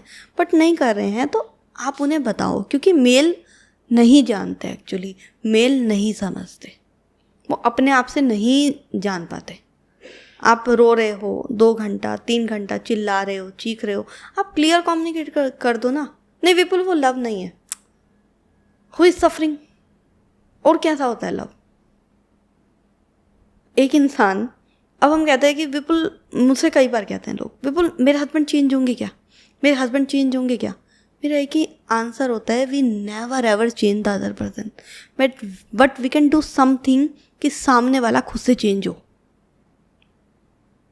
अब उसके लिए आपको अपने पे वर्क करना होगा, आपको समझना होगा मैरिज की नीड को। जब मैरिज बिगड़ती है हम 2 ऑपोजिट टीम में आ जाते हैं, बट आप भूल जाते हो मैरिज खुद एक टीम है, आप उसका पार्ट हो।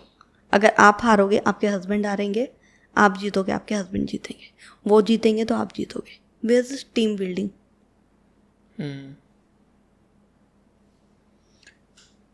आजकल एक बहुत ही कॉमन चीज़ है, बहुत ही ज़्यादा कॉमन चल रहा है, ओपन रिलेशनशिप भी बहुत ज़्यादा आ रहा है आजकल। इवन डेटा के अनुसार देखा गया है कि फीमेल को पता है उसके पार्टनर का अफेयर है और मेल को भी पता है उसका अफेयर है, लेकिन वो एक दूसरे को कुछ बोलते नहीं है। तो ये तो बहुत टॉक्सिक रिलेशनशिप हो गया। कैसे रहे ये लोग? आई डोंट नो, क्योंकि ऐसे रिलेशनशिप में रहना बहुत टफ है। तो अगर मैं इसे देखूं तो मैं इसे देखूंगी साइलेंट मैरिज की तरह, कि आप दोनों डिवोर्सी ही हो, आप दोनों में तो कोई कनेक्शन नहीं है ना। आपकी एक लाइफ अलग चल रही है, उसकी एक लाइफ अलग चल रही है, और दुनिया में आप दिखा रहे हो we are a couple. Got it. एक और चीज़ है कि जैसे फॉर एग्जांपल एक कपल है और दोनों वर्किंग हैं, और डेटा के अनुसार ये देखा गया है, मैं और जय देख रहे थे बैंगलोर में, मोस्टली जो ये आईटी सिटी है, इसमें 90-80% कुछ ऐसा डेटा दिखा रहा था कि उनके एक्स्ट्रा मैरिटल अफेयर चलते ही हैं। अब क्या, जब एक ऐसा तो है नहीं ये बात छुपी रहेगी, हमेशा छुपी रह जाएगी, कभी ना कभी कैसे ना कैसे कभी कुछ भी हिंट पड़ सकता है, रिलेशन इफेक्ट होगा। उस सिचुएशन में चाहे मेल हो या फीमेल हो, तो ऐसा लगता है ज़मीन खिसक गई, पता नहीं क्या हो गया हमारे साथ, और जबकि वो एक दूसरे के साथ ये सारी चीज़ें कर रहे हैं। तब ये चीज़ होती है उस सिचुएशन में करना क्या है? छोड़ देना, डाइवोर्स दे देना, या क्या करना क्या है? डिपेंड। कई बार ऐसा होता है धैर्य कि अफेयर चल रहा है, ज़रूरी नहीं है दोनों का चल रहा है, एक का चल रहा है, ठीक है। लाइक हमारी कम्युनिटी में भी बहुत सारी क्वींस हैं जिनके हस्बैंड का एक्स्ट्रा मैरिटल अफेयर है, बट इस कंडीशन में हम उन्हें एडवाइस नहीं दे सकते क्या करना है, उनकी चॉइस है। लाइक वो अगर मेरे पास भी आते हैं, मैं कभी नहीं बोलती कि छोड़ दो या वर्क करो, व्हाट डू यू वांट। तो अगर है कि विपुल आई वांट कि मेरी मैरिज अच्छी हो जाए, क्योंकि एक टाइम था जब बहुत अच्छा था, कुछ टाइम के बाद चीज़ें ख़राब हुई जो सॉर्ट आउट नहीं हुई, जिस वजह से ये हुआ है, और मेरे हस्बैंड को भी रिग्रेट है, तो can we work? Yes you can work. पर वो जो चीज़ें हॉन्ट करेंगे फिर बाद में जाके, हीलिंग, फॉरगिवनेस, मैंने बोला ना पूरा रोड मैप है। ऐसे नहीं होता है, बहुत सारी चीज़ें करनी होती हैं, आपको उस पेन से बाहर आना होता है। सबसे पहले decide what do you want. If you want to work, strong mindset चाहिए। माइंडसेट, अब आपको अगर माइंडसेट है कि यस करना है, यू कैन, ऐसा नहीं है नहीं कर सकते। हमारे यहाँ बहुत सारे ऐसे केसेस हैं जिनके हस्बैंड खुद अफेयर छोड़ के वापस आए हैं, ठीक है। तो पहला माइंडसेट। दूसरा, इवेलुएट करो अपनी मैरिज को, ऐसा हुआ क्यों। थर्ड, जानो एक हस्बैंड की नीड क्या है और आप कहाँ मिस्टेक कर रहे थे, दैट इज़ वेरी पावरफुल। कई क्वींस को यहीं से रिजल्ट आने शुरू हो जाते हैं, क्योंकि हम एक्शन प्लान देते हैं। समझ आ गया? हाँ, नो, टेक एक्शन। अब इसके बाद फॉरगिव, क्योंकि अगर कांटा चुभा है देखो, और बार बार वहाँ हाथ जाएगा, ठीक है, तो दर्द होगा, तो पहले वो निकालना बहुत ज़रूरी है, उसे हील करना ज़रूरी है। नाउ फॉरगिव उस इंसिडेंट्स को, अपने हस्बैंड को। फॉरगिव भी लोग कहते हैं फॉरगिव का मतलब है ठीक है माफ़ करो, भूल जाओ। हम नहीं भूल सकते। अब मैं आपको बोलूँ अब भूल जाओ, पेड़ नाम की कोई चीज़ होती है, आप भूलोगे? कोई बोलेगा पेड़, तो आपके सामने पेड़ की ही इमेज आएगी। तो जो एक चीज़ यहाँ पर फिक्स हो गई हमारे, हम भूल नहीं सकते। तो अगर कोई इंसिडेंस हो गया है, हम नहीं भूल सकते उसको, पर उसको सही तरीके से फॉरगिव कर सकते हैं, ठीक है। पेनफुल कोई भी इंसिडेंस है उसे फॉरगिव कर सकते हैं, उसका अलग प्रोसेस होता है, तरीका होता है। उसके बाद जब तक वो 10/10 नहीं हो जाता आगे नहीं बढ़ना, ठीक है।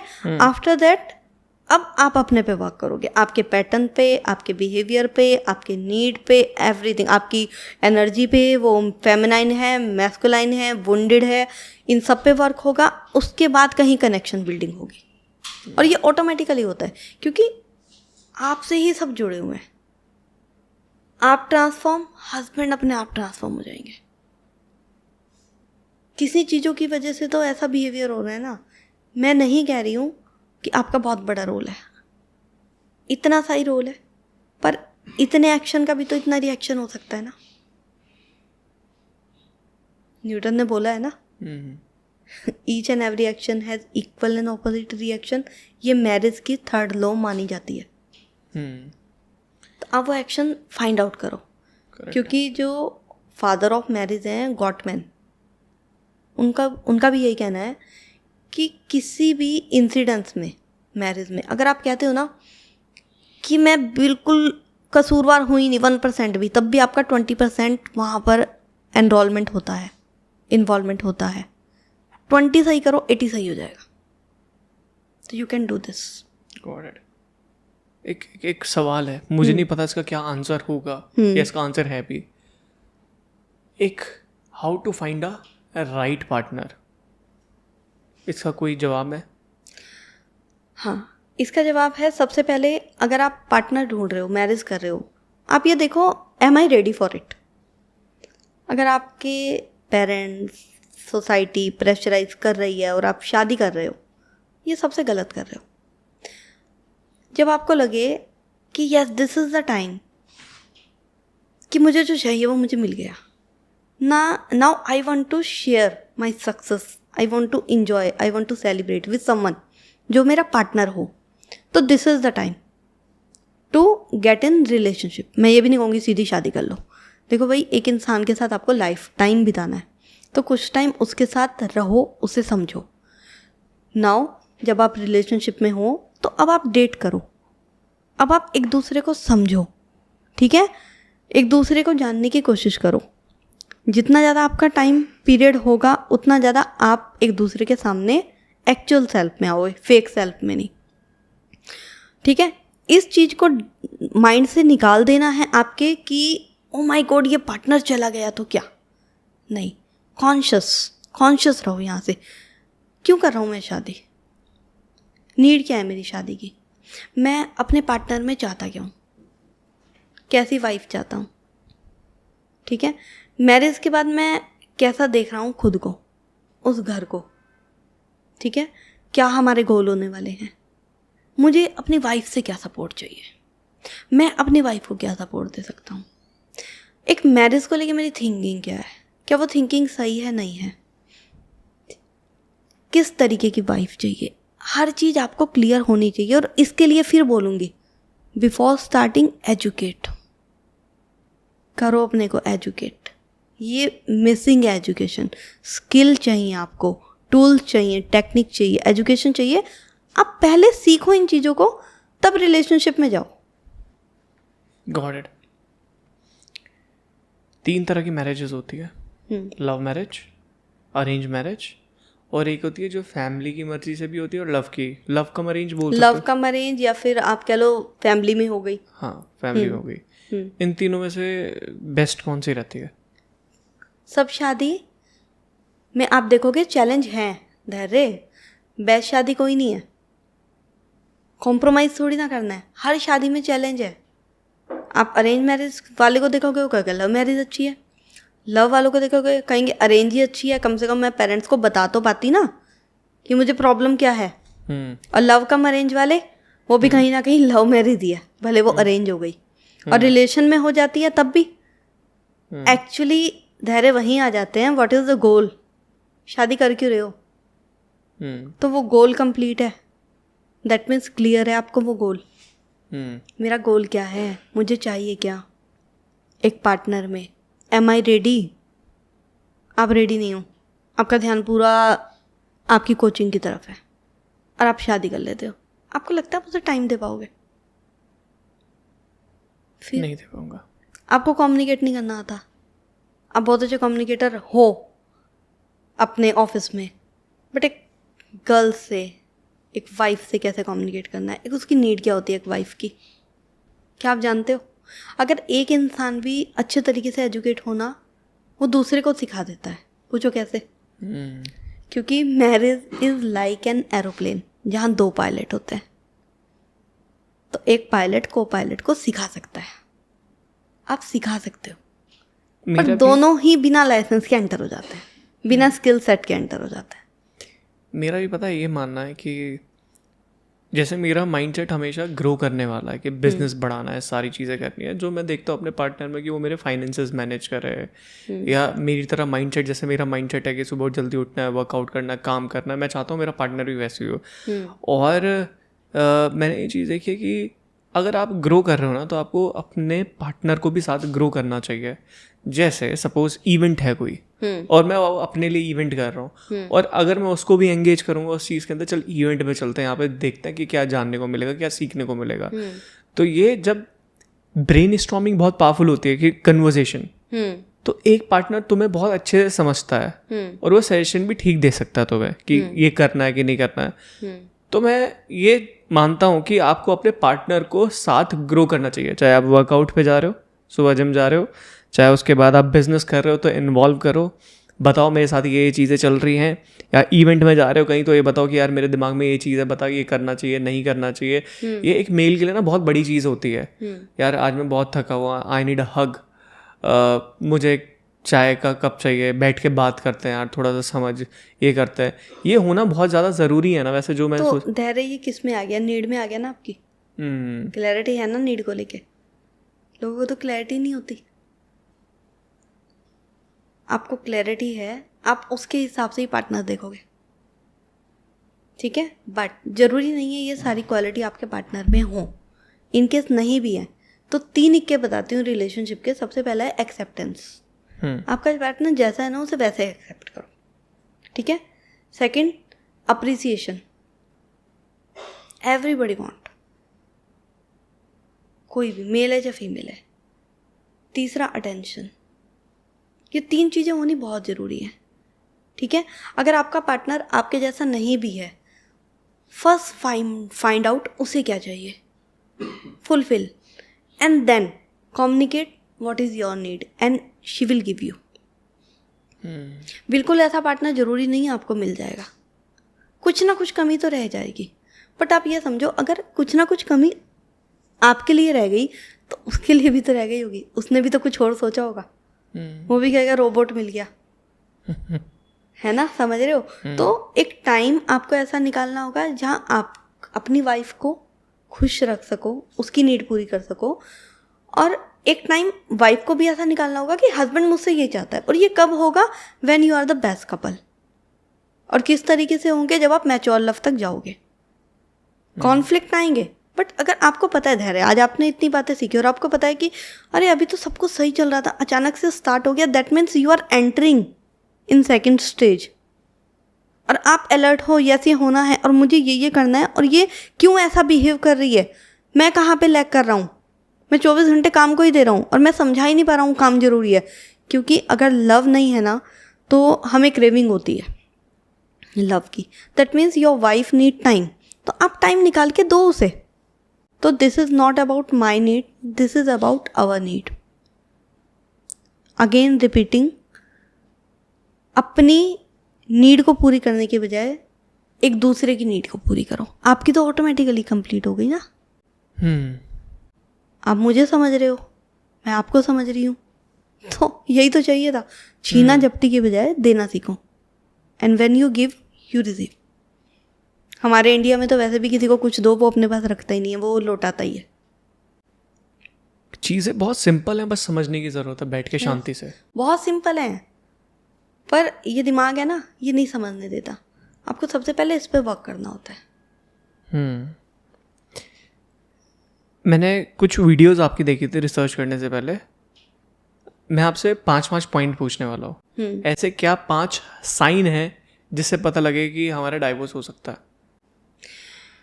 आपका कम्युनिकेशन गैप, ठीक है, दूसरे को टाइम ना देना, एक दूसरे से चीज़ें छुपाना, डेली आपके आर्ग्यूमेंट बढ़ना, और एक दूसरे से रिस्पेक्ट धीरे धीरे कम होना।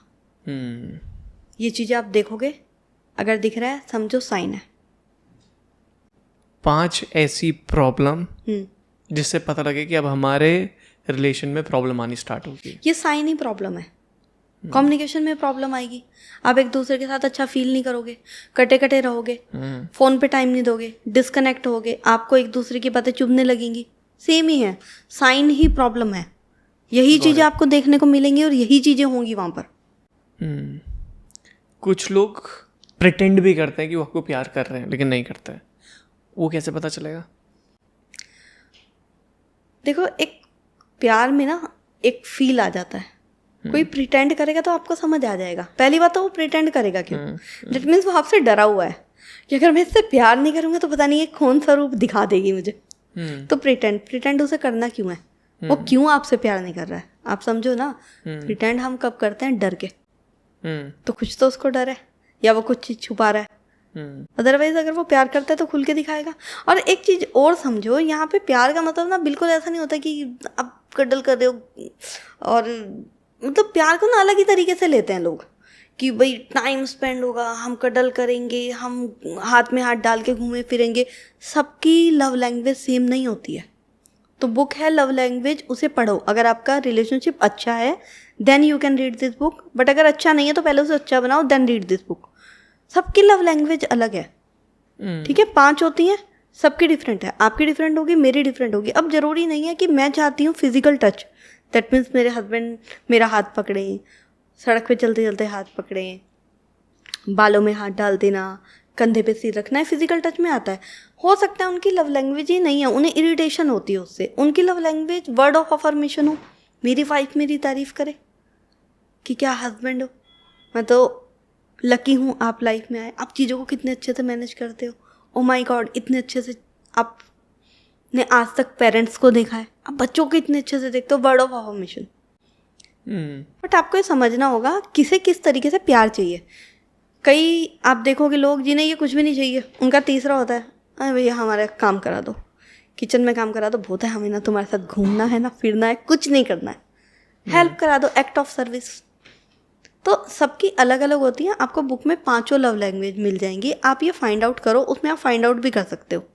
बट ये तब जब आपका एक रिलेशन अच्छे से बिल्ड है हस्बैंड के साथ। ओके, ये चीज़ मुझे अभी पता लगी कि मतलब हर किसी की नीड अलग अलग होती है। जैसे एक फिजिकल टच हो गया, अपने पार्टनर के सिर पे कंधा रखना हो गया, word of affirmation, act of service, right. किसी किसी को इससे बहुत चिढ़ होती है कि यार मत करो, ऐसे इरिटेट कर रहे हो, है ना। मैं एक चीज़ जान लेता हूँ, मैं ऐसा इंसान हूँ कि मुझे फिजिकल टच वाला इंसान हूँ। हाथ पकड़ना है, गाल खींच देना है, XYZ। मैं थोड़ा सा जिसको बोलते हैं चेप आदमी, मैं चेप आदमी हूँ। मैं जानना चाहता हूँ इन दोनों से, तुम्हें कैसा रिलेशन पसंद है?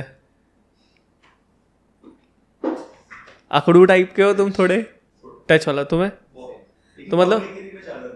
हाँ, तो फिर नहीं है वो, पब्लिक कली भी करेंगे। देखो समझो, अभी आपने एक बता दिया फिजिकल टच, पर खाली ये नहीं है ना, सिर्फ ये नहीं है, क्वालिटी टाइम भी है, वर्ड ऑफ अफर्मेशन है, ठीक है, एक्ट ऑफ सर्विस, अलग अलग है ना। तो आपको जानना होगा। देखो एक इन्होंने एक सर्वे भी दिया हुआ है, आप वहाँ पर जाकर भी एक लिंक दिया हुआ है जहाँ आप जाके जान सकते हो आपकी लव लैंग्वेज। वहाँ पे क्वेश्चंस के आंसर देने होते हैं, आपको पता लग जाएगी। आप वहाँ जाके देखो आपका कौन सा परसेंटेज सामने आ रहा है। ठीक है, ये कोई वेबसाइट है? ये lovelanguage.com करके आएगा, नहीं तो आप डालोगे ना कि how to know love language, तो ये ऊपर ही आ जाएगा। गैरी चैपमैन है, वो ऑथर है बुक के, तो उन्होंने ये लिंक दिया हुआ है, तो वहाँ आप जान सकते हो जाके। Got it. एक और चीज़ है, कुछ लड़कियाँ ऐसी होती है, मतलब जिनसे मुझे तकलीफ है, शायद दुनिया के हर लड़के को तकलीफ होगी, जिनका बेस्ट फ्रेंड होता है। अब बेस्ट फ्रेंड नाम की बीमारी ना है, बहुत बुरी लगती है। अब या तो हम नैरो माइंडेड है या तो फिर वो है कुछ ना कुछ। अब होता क्या है कि जैसे कोई फीमेल है, उसका कोई बेस्ट फ्रेंड है और वो मेल है, तो सबसे ज़्यादा चिढ़ तो उस मेल से बनती है। बार बार उसको कॉल लगाना, बात करना, उस तरीके से बात करना जिस तरीके से बॉयफ्रेंड से बात करते हैं, या XYZ। क्या इस पे कुछ कहना है आपका, टेक अवे कुछ आप कहना चाहते हो? मुझे आपका क्वेश्चन ही समझ में नहीं आया। ठीक है, मैं आपको दोबारा समझाता हूँ। कोई लड़की है, सपोज कीजिए मेरी कोई गर्लफ्रेंड है या मेरी बीवी है, उसका बेस्ट फ्रेंड है, तो थर्ड पर्सन हो गया रिलेशनशिप में। वो जा रही है, ठीक है, मैं उसको बुला लेती हूँ, मैं उसके साथ चली जाऊंगी, या हम दोनों के बीच में लड़ाई हो गई तो वो उसको बता रही है, या मतलब बहुत सारी चीजें वो उसके साथ शेयर करे थर्ड पर्सन के साथ। तो ये होना चाहिए कि नहीं होना चाहिए, या इंसान ही नैरो माइंडेड है? फिर बात नैरो माइंडेड की नहीं है। अगर देखो समझो, अगर वो कह रही है बेस्ट फ्रेंड के साथ मुझे बहुत अच्छा फील हो रहा है और मैं उसके साथ कंफर्टेबल हूँ, दैट मीन्स कहीं ना कहीं वो आपके साथ कंफर्टेबल नहीं है। क्यों जा रही है बेस्ट फ्रेंड के पास? आप उसके बेस्ट फ्रेंड क्यों नहीं हो? तो कहीं ना कहीं देखो, जब तक हम रिलेशनशिप में नहीं होते, ठीक है, एज अ बॉयफ्रेंड गर्लफ्रेंड नहीं होते, एज अ फ्रेंड होते हैं, तो आप उनकी बात को जज नहीं करते, ठीक है, नॉर्मली लोगे, ओके वो लड़का अच्छा लग रहा है, हाँ यार अच्छा लग रहा है, बढ़िया लग रहा है, स्मार्ट है, हाँ स्मार्ट है। अब आप बॉयफ्रेंड, वो लड़का अच्छा लग रहा है, ओह माय गॉड मैं अच्छा नहीं हूँ क्या? आ गया पॉजिटिवनेस। तो ये फर्क होता है, ये इनसिक्योरिटी आती है, पर ये कब आती है? जब आपके साथ वो इंसान पूरी तरीके से खुल के नहीं है। दैट मीन्स वो पूरी तरीके से ट्रस्ट नहीं कर पा रहा है, वो पूरी तरीके से आपको नहीं खुल के बता पा रही है चीज़ें। क्यों? अब वही बात हो जाएगी, उसे बताती है मुझे नहीं, बट क्यों? अब वो अगर इस क्यों का आंसर भी देगी ना, तो आप इस क्यों के आंसर में भी धैर्य पता क्या करने वाले हो? डिफेंस। समझने की बजाय नहीं समझोगे, क्योंकि समझने के लिए फिर वही बात है, आपको स्किल चाहिए।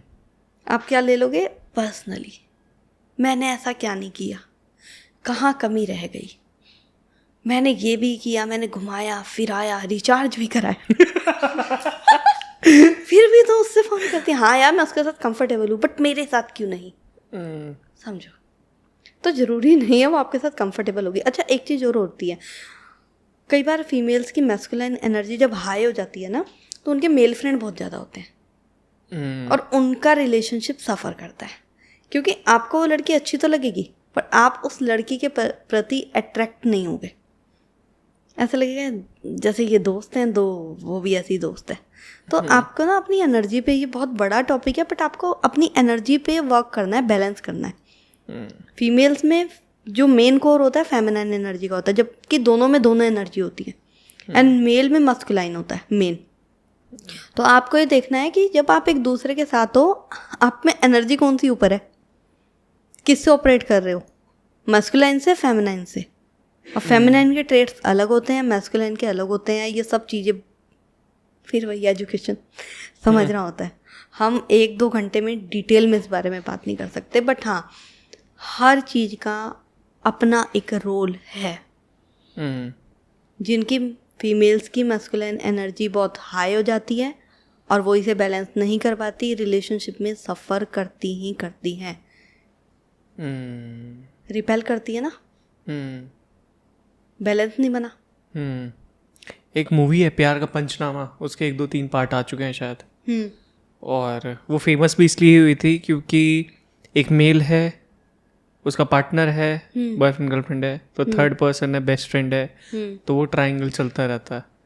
तो वो समझाती रहती है कि आपने देखी है प्यार का पंचनामा? सुना है? नहीं सुना है। हाँ। तो उसमें लड़कियों को बहुत ड्रैग किया गया है, बहुत ही ज़्यादा, क्योंकि इसलिए ये क्वेश्चन निकल के आता। अगर मैं भी सोचता हूँ, अगर मैं देखता हूँ कि अगर कोई मेरी फीमेल पार्टनर है तो उसका दोस्त भी मैं ही हूँ, सब कुछ मैं ही हूँ, फिर उसके लिए अगर वो तीसरा बंदा कोई गुस्सा हो दिखाई देगा तो मुझे होता है अंदर से कि बेटा दूर रहे, बीवी है मेरी या गर्लफ्रेंड है मेरी, तो वो होता है मेरे अंदर।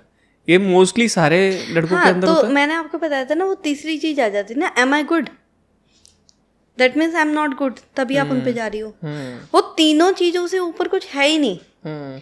Again repeating, am I matter to you, are you there for me, am I good, am I right, am I wonderful human being? That means I am not a good boyfriend, I am not a good husband. That is the reason you are going there. Insecurity. Answer no आना ही नहीं चाहिए। तो priority पे best friend है या आपके husband है, पहले चूज करो। मैं कहती हूँ कोई भी रिलेशन है आपका, कितना ही पेरेंट्स हैं, आपका भाई है, बहन है, बच्चे हैं, एक हस्बैंड चाहता है सबसे ऊपर मैं ही रहूँ, लाइक एक वाइफ चाहती है, तो क्या आप एक दूसरे को ये एश्योरेंस दे रहे हो कि yes you are the that person जिसके बिना मैं कंप्लीट नहीं हूँ? अब यहाँ मैं नीडीनेस की बात नहीं कर रही हूँ, यहाँ एक सिक्योर बॉन्ड होता है। यस, जो हम रिश्ता चाहते हैं ना, मैंने कुछ नहीं बोला मेरे हस्बैंड को समझ आ जाए, तो यहाँ पे आता है समझ। तो यहाँ तक पहुँचने में वर्क करना पड़ता है। और जब मुझे मेरे हस्बैंड में ही बेस्ट फ्रेंड मिल रहा है तो मुझे नीड नहीं है किसी बेस्ट फ्रेंड की। और अगर बेस्ट फ्रेंड की नीड पड़ रही है दैट मीन्स ये रिलेशनशिप फैशन वाला है। मेरा एक बॉयफ्रेंड है, आई हैव अ बॉयफ्रेंड, जो आजकल फैशन में चल रहा है ना। मेरी एक गर्लफ्रेंड है, मेरा एक बॉयफ्रेंड है, ब्रेकअप हो गया, अब दूसरा बॉयफ्रेंड है। मैरिज ऐसा नहीं होता, अब लोग मैरिज को भी ऐसे ही ले रहे हैं। छोड़ो एक्स्ट्रा मैरिटल अफेयर, दूसरी शादी हो जाएगी। समझना होगा, रिश्ते बनाना बहुत आसान है, निभाना बहुत मुश्किल है। तो अगर बना रहे हो तो इसी माइंडसेट से बनाओ कि मुझे निभाना है, क्योंकि बच्चे सफ़र करते हैं। बच्चे को मम्मा पापा दोनों चाहिए। मैं कितना ही कोशिश करूं, मैं एक बेस्ट मम्मी बन जाऊंगी, पापा नहीं बन पाऊंगी। Make sense. कि मम्मा हील करती है चोट लगने पे, पापा क्या बोलेंगे, इतनी सी चोट, चल छत से कूदेंगे, क्या बैठ गया। तो बच्चा मिस करता है और फिर उसकी मैरिज सफ़र करती है, क्योंकि यहाँ से उसकी पर्सनैलिटी डेवलप हो गई, उसकी नीड फुलफिल नहीं हुई। अब वो ये नीड किस में देखेगा, मेरा पार्टनर पूरी करे। अब वो ये नहीं समझेगा वो पार्टनर है, पेरेंट नहीं भैया। आप समझ रहे हो, एक चेन है। तो जो हमारी पीढ़ी है ना, इसके पास एक मौका है कि ये जो चेन बनी आ रही है ना, उसे वो ब्रेक कर सकती है। तो ब्रेक कर दो इसको, सो दैट आपके पास जब एक प्यार होगा ना, और आप एक कंप्लीट, जो कहते हैं आई एमनेस, यस वुंडेड नहीं हूँ, प्यार करती हूँ खुद से, तो तभी आप लव दे पाओगे सही। नहीं तो नीडीनेस रह जाएगी वो। आपका कितना ही अच्छा बचपन गया हो, कहीं ना कहीं तो वुंडेड होते हैं हम। तो work on that your childhood. Got it. तो ये वहीं से आता है जहाँ हम जज करते हैं, जहाँ हमें इनसिक्योरिटी हो रही है। क्यों हो रही है इनसिक्योरिटी, कहाँ से आई है दिमाग में कि अगर वो बॉयफ्रेंड से बात करेगी तो वो गलत होगा? आपकी सोच है या किसी ने दी है? नाउ क्वेश्चन, कहाँ देखा है? मूवीज़ में? क्या आपकी गर्लफ्रेंड ने बोला मैं उससे प्यार करती हूँ? क्या आपकी गर्लफ्रेंड ने बोला कि वो प्रायोरिटी पे है तुम्हारे से ज़्यादा? नहीं ना। Now change your story. देखो आपका बिहेवियर कैसे चेंज हो जाएगा। Got it. तो इस बजाय इसकी कि आप जो सोचते आ रहे हो उसे लागू करने के, ये देखो इसके पीछे क्या है, मैसेज क्या है इसके पीछे। बिल्कुल अलग ही चीज़ निकल के आएगी धैर्य। जो दिख रहा है कई बार वो नहीं होता। तो समझो रिश्तों को कैसे निभाना है। बनाना बहुत आसान है, बना लो किसी से भी, निभाने के टाइम इंसान फेल हो जाता है, और वो फेल हो रहा है। ठीक, राइट। अब क्वेश्चन करते हैं एक शो के बारे में। मुझे रिसेंटली एक व्लॉगर के बारे में पता लगा। एक शो आता है बिग बॉस, शायद दुनिया का सबसे घटिया शो है, सबसे घटिया। और जो वेले लोग हैं वो शायद उनके लिए है। अगर मेरे पास कभी ऑफर आया, मैं कभी नहीं जाने वाला बिग बॉस पे। एक चीज़, वहाँ पे एक ब्लॉगर आया, ब्लॉगर बोल रहा है जो भी बोल लो उसको, उसकी 2 बीवियाँ हैं। कमाल की बात है। पायल और कृतिका। पायल फर्स्ट बीवी थी और कृतिका सेकंड थी। अब इनकी स्टोरी बड़ी इंटरेस्टिंग है। हाँ। एक बंदा था, अरमान मलिक नाम था उसका, उसने एक लड़की से शादी करी, उनको प्यार हुआ, 7 दिन के अंदर भाग के उसने शादी कर ली उस लड़के से। 7 दिन के अंदर लड़के से अच्छा, जो वो स्टोरी बताते हैं। हाँ। उसके बाद उसकी सेकंड वाइफ जो है वो उसकी बेस्ट फ्रेंड थी लड़की की। तो उसने कहा कि भाई कुछ फोटोज है अपने जीजू से ले ले, वो व्हाट्सएप कर देंगे, जो भी XYZ चीज़ थी। तो उसने दिया, उसे 2 दिन में प्यार हो गया और उन्होंने फिर शादी कर ली भाग के। देख रहे हो कितनी लफड़े वाली चीज़ है ये। अब अगर आप सोच रहे हैं कि मैं बीच में कहाँ से आ गया, तो मैं आपको बता दूं, मैं आपकी मदद करने के लिए आया हूँ। अगर आप वर्किंग प्रोफेशनल या बिजनेस ओनर हो और अपने बिजनेस के अंदर लीड्स, मार्केटिंग, सेल्स, ब्रांडिंग नहीं कर पा रहे हो, तो इसमें मैं आपकी मदद कर सकता हूँ। और इवन अगर आपको ये भी फील हो रहा है कि आपका बिजनेस सैचुरेट हो चुका है, तो मैं इसमें आपकी मदद कर सकता हूँ। नीचे डिजिटल धैर्य की ट्रेनिंग है, वहाँ पे क्लिक करके आप देख सकते हो कि आप अपने बिजनेस को जीरो से कैसे स्केल कर सकते हो और इवन सैचुरेटेड बिजनेस को दोबारा से कैसे चला सकते हो। Now you can enjoy this podcast. दोनों साथ रह रही है, दोनों खुश रह रही है, और पता नहीं कितने 10-12 बच्चे हैं उनके, कितने 3 नहीं है यार, मैंने तो फोटोज में बहुत सारे देखे, तो उनने कवर पेज पे लगाया हुआ है। चलो 3-4 बच्चे जितने भी हैं उनके, अब इतनी बड़ी फैमिली चला रहा है। और सबसे बड़ी शॉकिंग की बात है कि उसकी पहली वाली वाइफ खुश नहीं थी और दूसरी वाली आ गई। लड़ाई तो इनमें हुए, बताते लड़ाई हुई है, लेकिन अब हम बहुत खुश हैं। ऐसा हो सकता है एक्चुअली में कि खुश हैं एक दूसरे से? पहली बात तो जो ऐसे रिलेशन होते हैं ना, आई डोंट नो ये रिलेशन होते हैं या नहीं। डू यू थिंक ये मैरिज है? नहीं, बिल्कुल भी नहीं। आपको नहीं लगता खेल होना रखा है? बिल्कुल। तो अगर ये मैरिज ही नहीं है, ये रिश्ता ही नहीं है, तो अभी थोड़ा सा वेट करो, देखो कितना टिकेगा। क्या गारंटी है कोई तीसरी नहीं आएगी? ये भी बात है। क्या गारंटी है कोई चौथी नहीं आएगी? तो ऐसे लोगों की कोई गारंटी नहीं होती। अब मैं किसी पर्टिकुलर इंसान को पॉइंट आउट नहीं कर रही हूँ, बट क्या गारंटी है कि वो इसके साथ लॉयल रहेगा? तो जब आप पार्टनर चूज कर रहे हो तो थोड़ा समझदार बनो, मजाक नहीं है, लाइफ टाइम है। अगर वो मॉमडन है, मॉमडन नहीं है, सबसे कमाल की बात यही है, तब भी वो 2 मैरिज में है। संदीप नाम था उसका, और पता नहीं ये हमारे लॉ भी अलाउड नहीं करता 2 बीवी रखने के लिए। हाँ, पता नहीं उसने वो कन्वर्ट करा होगा ये अपने आप को। देखना होगा वाइफ है या लिव इन में है। लिव इन अलाउड है? अच्छा, वाइफ बोल रहा है लिव इन तो अलाउड है ना? नहीं शादी कर ली है दोनों से शादी कर ली, एक ही घर में रह रहे हैं, और बच्चे भी सारे एक ही घर में। ऑब्जेक्शन तो वाइफ ही उठाएगी ना। जब वाइफ ही ऑब्जेक्शन नहीं उठा रही तो कौन उठाएगा ऑब्जेक्शन? केस कौन करेगा उसके ऊपर? जब फर्स्ट वाइफ को कोई दिक्कत ही नहीं है, तो अब केस तो वाइफ ही करेगी ना। बुरा किसके साथ हुआ? वाइफ के साथ। जब वो कुछ नहीं कह रही है, दैट मीन्स उन्हें तो टिकट मिल गया। तो ये तो स्टुपिडिटी है। और सबसे बड़ी चीज, ये कंटेंट दिखाते हैं सोशल मीडिया से, जिससे और लोग इन्फ्लुएंस होंगे, यही करेंगे। टीआरपी। और जो इन्फ्लुएंस होते हैं वो हैं गधे, बेवकूफ। वो तो खेल ही रहा है 10 की लाइफ से। पर सबसे पहले अब ये देखो, वो अपनी भी लाइफ से खेल ही रहा है। अब 2 तरह के लोग होते हैं, जैसे आपने देखा होगा राखी सावंत, उसे पड़ी है किसी की टीआरपी के अलावा? नहीं, उसे अपनी इज्जत की नहीं पड़ी। तो आपको लगता है जिस इंसान ने ये किया है उसे अपनी इज्जत की पड़ी है? पर अगर लोग इसे देख के फॉलो कर रहे हैं तो फिर बोलूंगी वो है गधे। या आप तो कम से कम एक सही परिवार से हो, आपकी तो कोई इज्जत होगी, आपके तो कोई सपने होंगे, गोल होंगे। और अगर आप भी इनकी तरह हो वेले, तो डू इट। किसने रोका है? 2 गधे और सही। और अभी वो बिग बॉस में गई थी रिसेंटली, ये सब बिग बॉस में गए थे। हाँ, बिग बॉस में देखो अभी एक वायरल भी हुई है ना खली की रील, स्क्रिप्टेड होता है। तो इसलिए इससे बुरा तो शो है ही नहीं कोई। एक और चीज़ है, ये सब फैमिली गए थे, मतलब जो इसकी दोनों वाइफ है उनके साथ गया था। तो एक ने बाहर जाके डिसाइड किया कि मैं इससे डाइवोर्स लूंगी अब।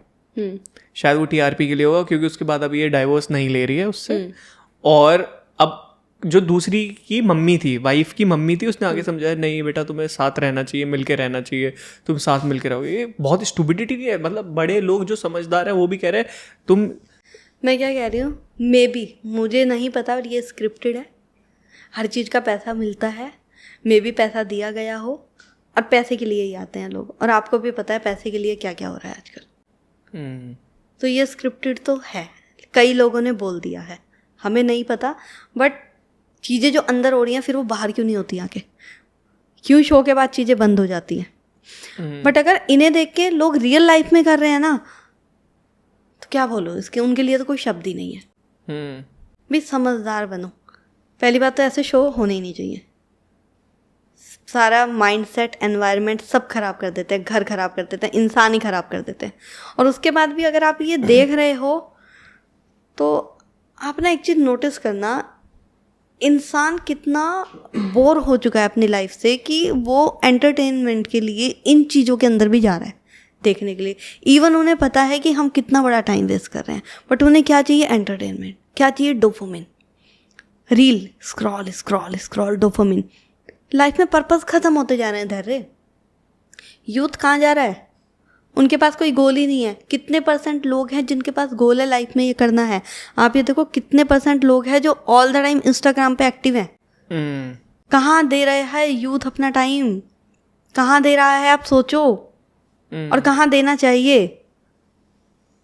तो हर कोई पैसे बना रहा है, बिग बॉस पैसे बना रहा है, और अगर कोई इंसान फॉलो कर रहा है तो उन्हें समझदारी होनी चाहिए। पर मुझे नहीं लगता ऐसे समझदारी होगी, क्योंकि अगर ये समझदारी होती तो सोशल मीडिया पे आज हम कंज्यूमर नहीं होते, एज अ कंटेंट क्रिएटर होते। और सबसे बड़ी चीज़ पता है क्या है कि जैसे हमने इस कंटेंट के बारे में बात करी, लोग पोक हो जाता है, फिर वो हमारे ऊपर वीडियो हाँ, बनाते अभी हैं। आएंगे, हाँ, बहुत कमेंट आएंगे मेरे पास आते हैं। मेरी एक रील थी जिसमें मैंने बताया था कि अगर कंप्लेन है तो उसके पीछे का मैसेज क्या है समझो, तो मेरे पास कमेंट आए, I think you are unmarried, first marriage करो उसके बाद ज्ञान पेलना। आते हैं, हेट भी आते हैं। अब ये सिखाएंगी, अब ये भी नया मार्केट में एक नया काम आ गया, ये भी नया काम धंधा हो गया, अब लोग ये भी करने लगे। तो आते हैं, हर तरीके के लोग हैं जो खुद परेशान हैं, वो ट्रिगर होते हैं और वो हेट देने आते हैं, और वो आएंगे। इस पॉडकास्ट में भी आप पढ़ना कमेंट आएंगे, दैट इज कॉमन। बट सबसे कमाल की बात बताता हूँ, वो जो अरमान मलिक है बहुत रिच बंदा है, पता नहीं 7-8 फ्लैट कितने उसके पास हैं, बता रहा था, एक क्लिप में आया था, इतना बिजनेस कर रहा है। इंटरेस्टिंग फैक्ट ये है कि लोग ही बहुत ज़्यादा वेले हैं कि उसका कंटेंट कंज्यूम कर रहे हैं, क्योंकि उसका कंटेंट चल रहा है उसकी वाइफ की वजह से। मसाला, हाँ, मसाला चाहिए लोगों को, एंटरटेनमेंट चाहिए, और वो ये अपनी लग्जरी लाइफ दिखा रहा है जिससे लोग इन्फ्लुएंस हो रहे हैं, तो उसको देख के वो भी वही हरकत करेंगे। और सबसे बड़ी चीज़ है कि मैं किसी रिलीजन के खिलाफ नहीं हूँ, लेकिन वो है हिंदू, बीवी का नाम पायल, कृतिका, और ये अरमान, संदीप नाम था इसका, और इसने अपना नाम चेंज करा के जो भी XYZ करा होगा। तो ऐसा कंटेंट सोशल मीडिया पे होना नहीं चाहिए, और ये चीज़ गवर्नमेंट को भी देखनी चाहिए कि भाई क्या जो हमारे इंडिया में सबसे ज़्यादा यूथ है, बिल्कुल, और ये कंट्री सबसे आगे जाने वाली है in terms of business and everything, तो कुछ पॉलिसीज भी डेफिनेटली बननी चाहिए जिसकी वजह से अच्छा कंटेंट जाए। यहाँ पे 2 चीज़ें हैं, धैर्य ध्यान से समझना। एक, हम हमेशा कहते हैं गवर्नमेंट को कुछ करना चाहिए, डेफिनेटली कुछ करना चाहिए, बट सेकंड, परिवार को भी ये करना चाहिए। अगर स्टार्टिंग से हमारे बच्चों को पता है what is good what is bad, हर परिवार के पेरेंट्स ये सिखा दें, कौन कंज्यूम करेगा? मोबाइल का यूज़ सिखाते हैं हम, फिर वही आ जाता है पेरेंटिंग, और पेरेंटिंग अच्छी नहीं है क्योंकि आपकी मैरिज अच्छी नहीं है, आप अच्छे कपल नहीं हो, घूम फिर के वहीं आ जाती हैं बातें। तो एज अ पेरेंट हमारी भी रिस्पॉन्सिबिलिटी है गुड एंड बैड सिखाना, कहाँ टाइम लगाना है, कहाँ टाइम नहीं लगाना है, और अगर लगाना है तो कितना लगाना है, किन चीज़ों पे लगाना है। अब ये वही हो गई कि सरकार कूड़ा साफ नहीं करती। मैं कह रही हूँ कोई इंसान सड़क पे कूड़ा डालो ही मत। तो अगर घर से ही एजुकेशन मिले, पेरेंट्स ही ये चीज़ें ना देखें, इन चीज़ों को रोक दें। लाइक मेरे घर में अगर क्राइम पेट्रोल चलता है तो मुझे बहुत गुस्सा आता है, तो स्टार्टिंग घर से करो, ये अलाउड है ये नहीं है, और ये कंट्रोल करके नहीं करो, आप उसके फ़ायदे उसके नुकसान बच्चों के साथ डिस्कस करो, उन्हें समझाओ नहीं।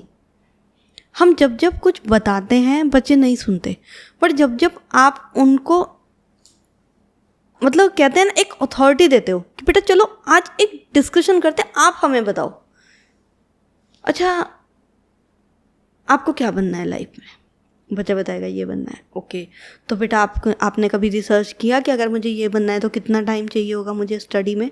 नहीं मम्मा ये तो नहीं किया, ओके जस्ट डू इट। हाँ, बच्चा रिसर्च करेगा, लग गया अलग काम में, रिसर्च किया, हाँ कितने घंटे चाहिए होंगे? मम्मा 8 से 10 घंटे तो चाहिए होंगे। ओके, तो आप कितना टाइम दे रहे हो? मम्मा मैं तो 3 ही घंटे दे रहा हूँ। तो फिर आप कैसे बनोगे डॉक्टर या इंजीनियर, जो भी बनना है? क्वेश्चन सोचने दो उसे, भाई भागना बंद करो बच्चों के पीछे, उनको डिसीजन लेने दो। अब बच्चे से ही पूछो क्या किया जा सकता है अगर आपको डॉक्टर बनना है, ड्रीम है। अब बच्चा खुद डिसाइड करेगा क्या किया जा सकता है। कहाँ वेस्ट होता है बेटा आपका टाइम? मामा मुझे अच्छा नहीं लगता पढ़ना, दैट मीन्स पढ़ाई इज़ बोरिंग, वे चेंज करो पढ़ाने का। उसका डोपामिन रिलीज ही नहीं हो रहा, उसको अच्छा लग ही नहीं रहा है, वे चेंज करो उसका पढ़ाने का। ठीक है, अब इसके बाद उसी बच्चे को डिसाइड करने दो कितना टाइम कंट्रोल कर सकता है। मामा मुझे देखना है, ठीक है, अब बताओ, अच्छा ठीक है, तुम्हारे 8 घंटे निकले, कितना टाइम चलाना है, कितने कितने इंटरवल से चलाना है। उसे रिवॉर्ड करो इन चीज़ों के लिए।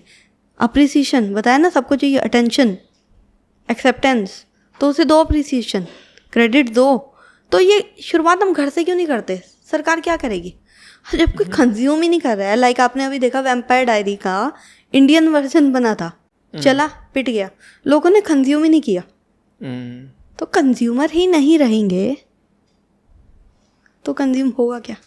इसमें लोगों को भी मैच्योर होना बहुत ज़्यादा ज़रूरी है कि ऐसा कंटेंट ही ना देखें। यस तो हम कहें बच्चे ना देखें, सबसे पहले पेरेंट देखें क्या वो भी कुछ गलती कर रहे हैं। अगर पेरेंट्स ही बिग बॉस लगा के बैठे हुए हैं तो बच्चे क्या करेंगे?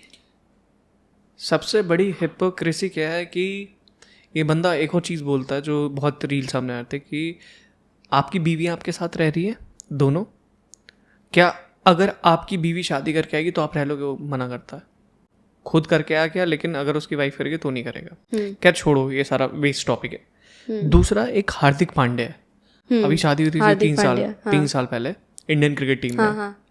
उसने 3 बार शादी करी और 3 बार शादी करने के बाद उसकी शादी टूट गई, डाइवोर्स हो गया। इस पे बच्चों का इफेक्ट बहुत ज़्यादा पड़ता है। बच्चों पे क्या फ़र्क पड़ सकता है, बच्चों के ऊपर क्या इम्पैक्ट पड़ सकता है? पूरा अभी मैंने बताया ना 3 स्टेज, और आपको मैंने डिवोर्स का भी पूरा बताया। पहली शादी के चांस, दूसरी के, तीसरी के, चौथी करेगा तो भी डिवोर्स ही होने वाला है, समझो, अनटिल ये एजुकेट नहीं करेगा अपने आप को। बच्चों पे इफेक्ट क्यों नहीं पड़ेगा? बच्चे को मम्मा पापा दोनों चाहिए। बच्चा स्कूल जाता है, उसे पीयर प्रेशर होता है, उसका कॉन्फिडेंस डाउन हो जाता है, क्योंकि सबसे पहला अगर हमारा सपोर्ट है, हमें सिक्योरिटी देने वाले हैं, वो पेरेंट्स हैं। बच्चा जब बड़ा होता है वो किसे देखता है? मम्मा को। ठीक है, आप नोटिस करना, और ये हमारे इंडिया में तो नहीं पर फॉरेन में एक्सपेरिमेंट होते हैं बच्चों को लेके कि क्या वो पैटर्न दिखाते हैं और ये पैटर्न उनके आगे तक चलते हैं। ठीक है, तो आप एक नोटिस करना, एक 6 महीने 8 महीने या 10 महीने का बच्चा खेल रहा है, उसकी मम्मा सामने कुक कर रही है और वो अच्छे टॉयज़ हैं, महंगे टॉयज़ हैं, वो खेल रहा है। सडनली वो देखता है मुड़ के उसकी मम्मा नहीं है, इवन टॉयज़ बहुत महंगे हैं, वो छोड़ देगा, वो ये देखेगा वेयर इज़ माई मम्मा। क्यों? सिक्योर फील नहीं करा। तो ये जो सिक्योर फीलिंग होती है मम्मा की तरफ से भी पापा की तरफ से भी, ये रह गई बच्चे की। जो चीज़ें आपको बच्चे को सिखानी थी वो तो आप सिखा ही नहीं पाए, आप खुद ही लड़ाई झगड़ों में रह गए। तो उसने क्या देखा? या तो मम्मी को देखेगा वो बहुत बहुत सफ़र करते हुए, तो एक माइंडसेट बन गया पापा को लेके, एक माइंडसेट बन गया मम्मी को लेके। अब वो शायद हो सकता है कई जगह हमने देखा है ये मम्मी उनके लिए भगवान बन जाती है। मेरी मम्मी ने इतना सफ़र किया, तो जब अपनी उनकी मैरिज होती है तो वो कहीं ना कहीं चाहता है मेरी वाइफ भी ऐसे ही करे, और वो नहीं हो पाता, अब उनकी मैरिज सफ़र करती है। तो पेरेंट्स का बहुत बड़ा रोल है, बहुत बड़ा। और अगर आप एक गुड पेरेंट नहीं हो, गुड कपल नहीं हो, तो आप गुड पेरेंट बन ही नहीं सकते। मम्मी पापा अलग अलग बन जाओगे, पर पेरेंटिंग दोनों को मिला के होती है। तो बच्चे पे बहुत फ़र्क पड़ता है। बच्चे का ये समझ लो पूरी लाइफ सफ़र करती है, उसका चाइल्डहुड ट्रॉमा में जाता है। बहुत ज़्यादा इम्पैक्ट पड़ता है उसका, बहुत पूरा इम्पैक्ट पड़ता है। तो इसलिए अगर आपको लग भी रहा है ना कि हमारी मैरिज अच्छी नहीं चल रही है, तो यहाँ एक बेवकूफ़ी करते हैं लोग, बच्चा कर लो सब सही हो जाएगा, एक बेबी प्लान कर लो, आपके बीच में अट्रैक्शन आ जाएगा, आपके बीच में एक कनेक्शन आ जाएगा। ऐसे कैसे आ जाएगा? First work on your marriage then plan for baby. This is very important, बहुत इंपॉर्टेंट है। आप देखो जितने भी बच्चे हैं सफ़र कर रहे हैं, बहुत ज़्यादा सफ़र कर रहे हैं, आप एक बार उठा के देखना उनकी पेरेंटिंग हिस्ट्री। ये भी अपने आप में एक बहुत बड़ा टॉपिक है, बहुत बड़ा है। क्योंकि जो सिंगल पेरेंट वाले होते हैं ना, वो अपना एक्चुअली में तकलीफ़ बताता है। जिन एंटरप्रेन्योर्स को मैं फॉलो कर रहा हूँ वो भी सिंगल मदर वाले थे या फादर वाले थे, वो बताते हैं उनकी लाइफ में कितना पेन था, वो क्या चीज़ें थी जो वो पूरी नहीं कर पाए, जिनकी वजह से वो आज तक ट्रॉमा में है, और वो अपनी स्टोरी में वो चीज़ ज़रूर हाईलाइट करते हैं। तो दिस इज समथिंग देखो कई बार क्या होता है ना, आप ये दिखाते हो धैर्य मैं सक्सेसफुल हूँ क्योंकि मैंने अपनी लाइफ में ये देखा और ये मेरा एक स्ट्रॉन्ग पॉइंट है, बट वो नहीं होता, वो वीक पॉइंट ही है, वो हील ही नहीं हुआ। जब भी आपको बार शायद बता रहे कुछ हो। और बनना था और आप दुनिया को प्रूव करने के लिए कुछ और बन गए। एक मुखौटा है आपके चेहरे पे, आई एम दिस, बट इस मुखौटे के पीछे कुछ और है जो इंसान हील ही नहीं हुआ आज तक। तो फर्स्ट तो एक्सेप्ट करो, यस ये मेरा लाइफ का पार्ट था पेन वाला पार्ट था, इसे नहीं भुलाया जा सकता, इसे भागो नहीं, इसे एक्सेप्ट करो। Now heal it. हीलिंग के बहुत सारे तरीके होते हैं चाइल्डहुड हीलिंग के, आप चाइल्डहुड हीलिंग करो और जब आप वो करते हो ना लिटरली आप रोते हो, वो पेन निकल के आता है। और जब आप अपने आप से कनेक्ट करते हो ना उसमें, उसके बाद एक नया धैर्य आता है निकल के। तो ये बहुत ज़रूरी है। आपने एक अचीवमेंट किया, बहुत अच्छी बात है, बट अगर उसे हील नहीं किया ना तो कहीं ना कहीं आप सफ़र करोगे, आगे भी सफ़र करोगे। आपके एक रूल बन जाएंगे, लाइफ ऐसी होती है, लाइफ ऐसी कटनी चाहिए, मैंने ये झेला है, अब आप ये झेलोगे, आपकी पूरी फैमिली सफ़र करेगी। ठीक है, दैट इज़ ओके, वो हो गया, बट इट डजंट मीन कि आगे भी चीज़ें वही होने वाली हैं। Make sense. विपुल, मैंने इस पॉडकास्ट से बहुत सारी चीज़ें सीखी है एंड मुझे बहुत मज़ा आया। इट्स लाइक कि मुझे लग ही नहीं रहा था कि हम शूट कर रहे हैं, इट्स लाइक कि बस बातें कर रहे हैं और जनरल चीज़ें चल रही है। मुझे पॉडकास्ट ऐसे ही करने में मज़ा आता है क्योंकि ऐसे स्पेसिफिक क्वेश्चन लिख के नहीं बैठता हूँ, नहीं बैठते हैं। यस, एक फ्लो में जाता है तो नेचुरल चीज़ें निकल के आती हैं। कोई ऐसी चीज़ जो आखिरी आपको ऑडियंस को बोलनी हो अपनी मैरिज के लिए, इन सब चीज़ों के लिए, आखिरी नोट आप कुछ देना चाहती है? हाँ, मैं एक नोट देना चाहूँगी कि एक क्वेश्चन सबके माइंड में आता है, धैर्य, मैं ही क्यों अपनी शादी पे वर्क करूँ, हस्बैंड भी तो, या हस्बैंड के भी आता होगा, वाइफ भी तो यहाँ पे एक मिसकंसेप्शन है, मैरिज इज़ अबाउट 100%, 50 मेरा 50 आपका, नहीं, मैरिज इज़ अबाउट 200%, 100 मेरा 100 आपका, and this is the time to give your 100%। जब आप वो 100 देते हो तो उधर से भी 100 आना शुरू हो जाता है, क्योंकि आप 100 क्यों दे पाते हो, आपको उम्मीद नहीं है ना 50 आने की। छोड़ दो, आपने अपना 100 दिया तो आप अपना 100 दो, पॉजिटिव माइंडसेट के साथ दो, चीज़ों को समझ के करो ऐसा क्यों हो रहा है। विक्टिम माइंडसेट से बाहर आओ, मेरे साथ ऐसा हो गया, मेरी किस्मत खराब है, मेरे ये हो गया, वो हो गया, okay that is over, now what, आपने इतने साल बिता दिए ना, now live in a queen mindset, that is I deserve a good marriage, blissful marriage, and I can create it. अब इसके लिए जो बन पड़े ना वो आप करो। अब खुद से नहीं, खुद से आप मैरिज किलर मेथड ही करोगे, एजुकेट करो, सीखो इन चीज़ों को।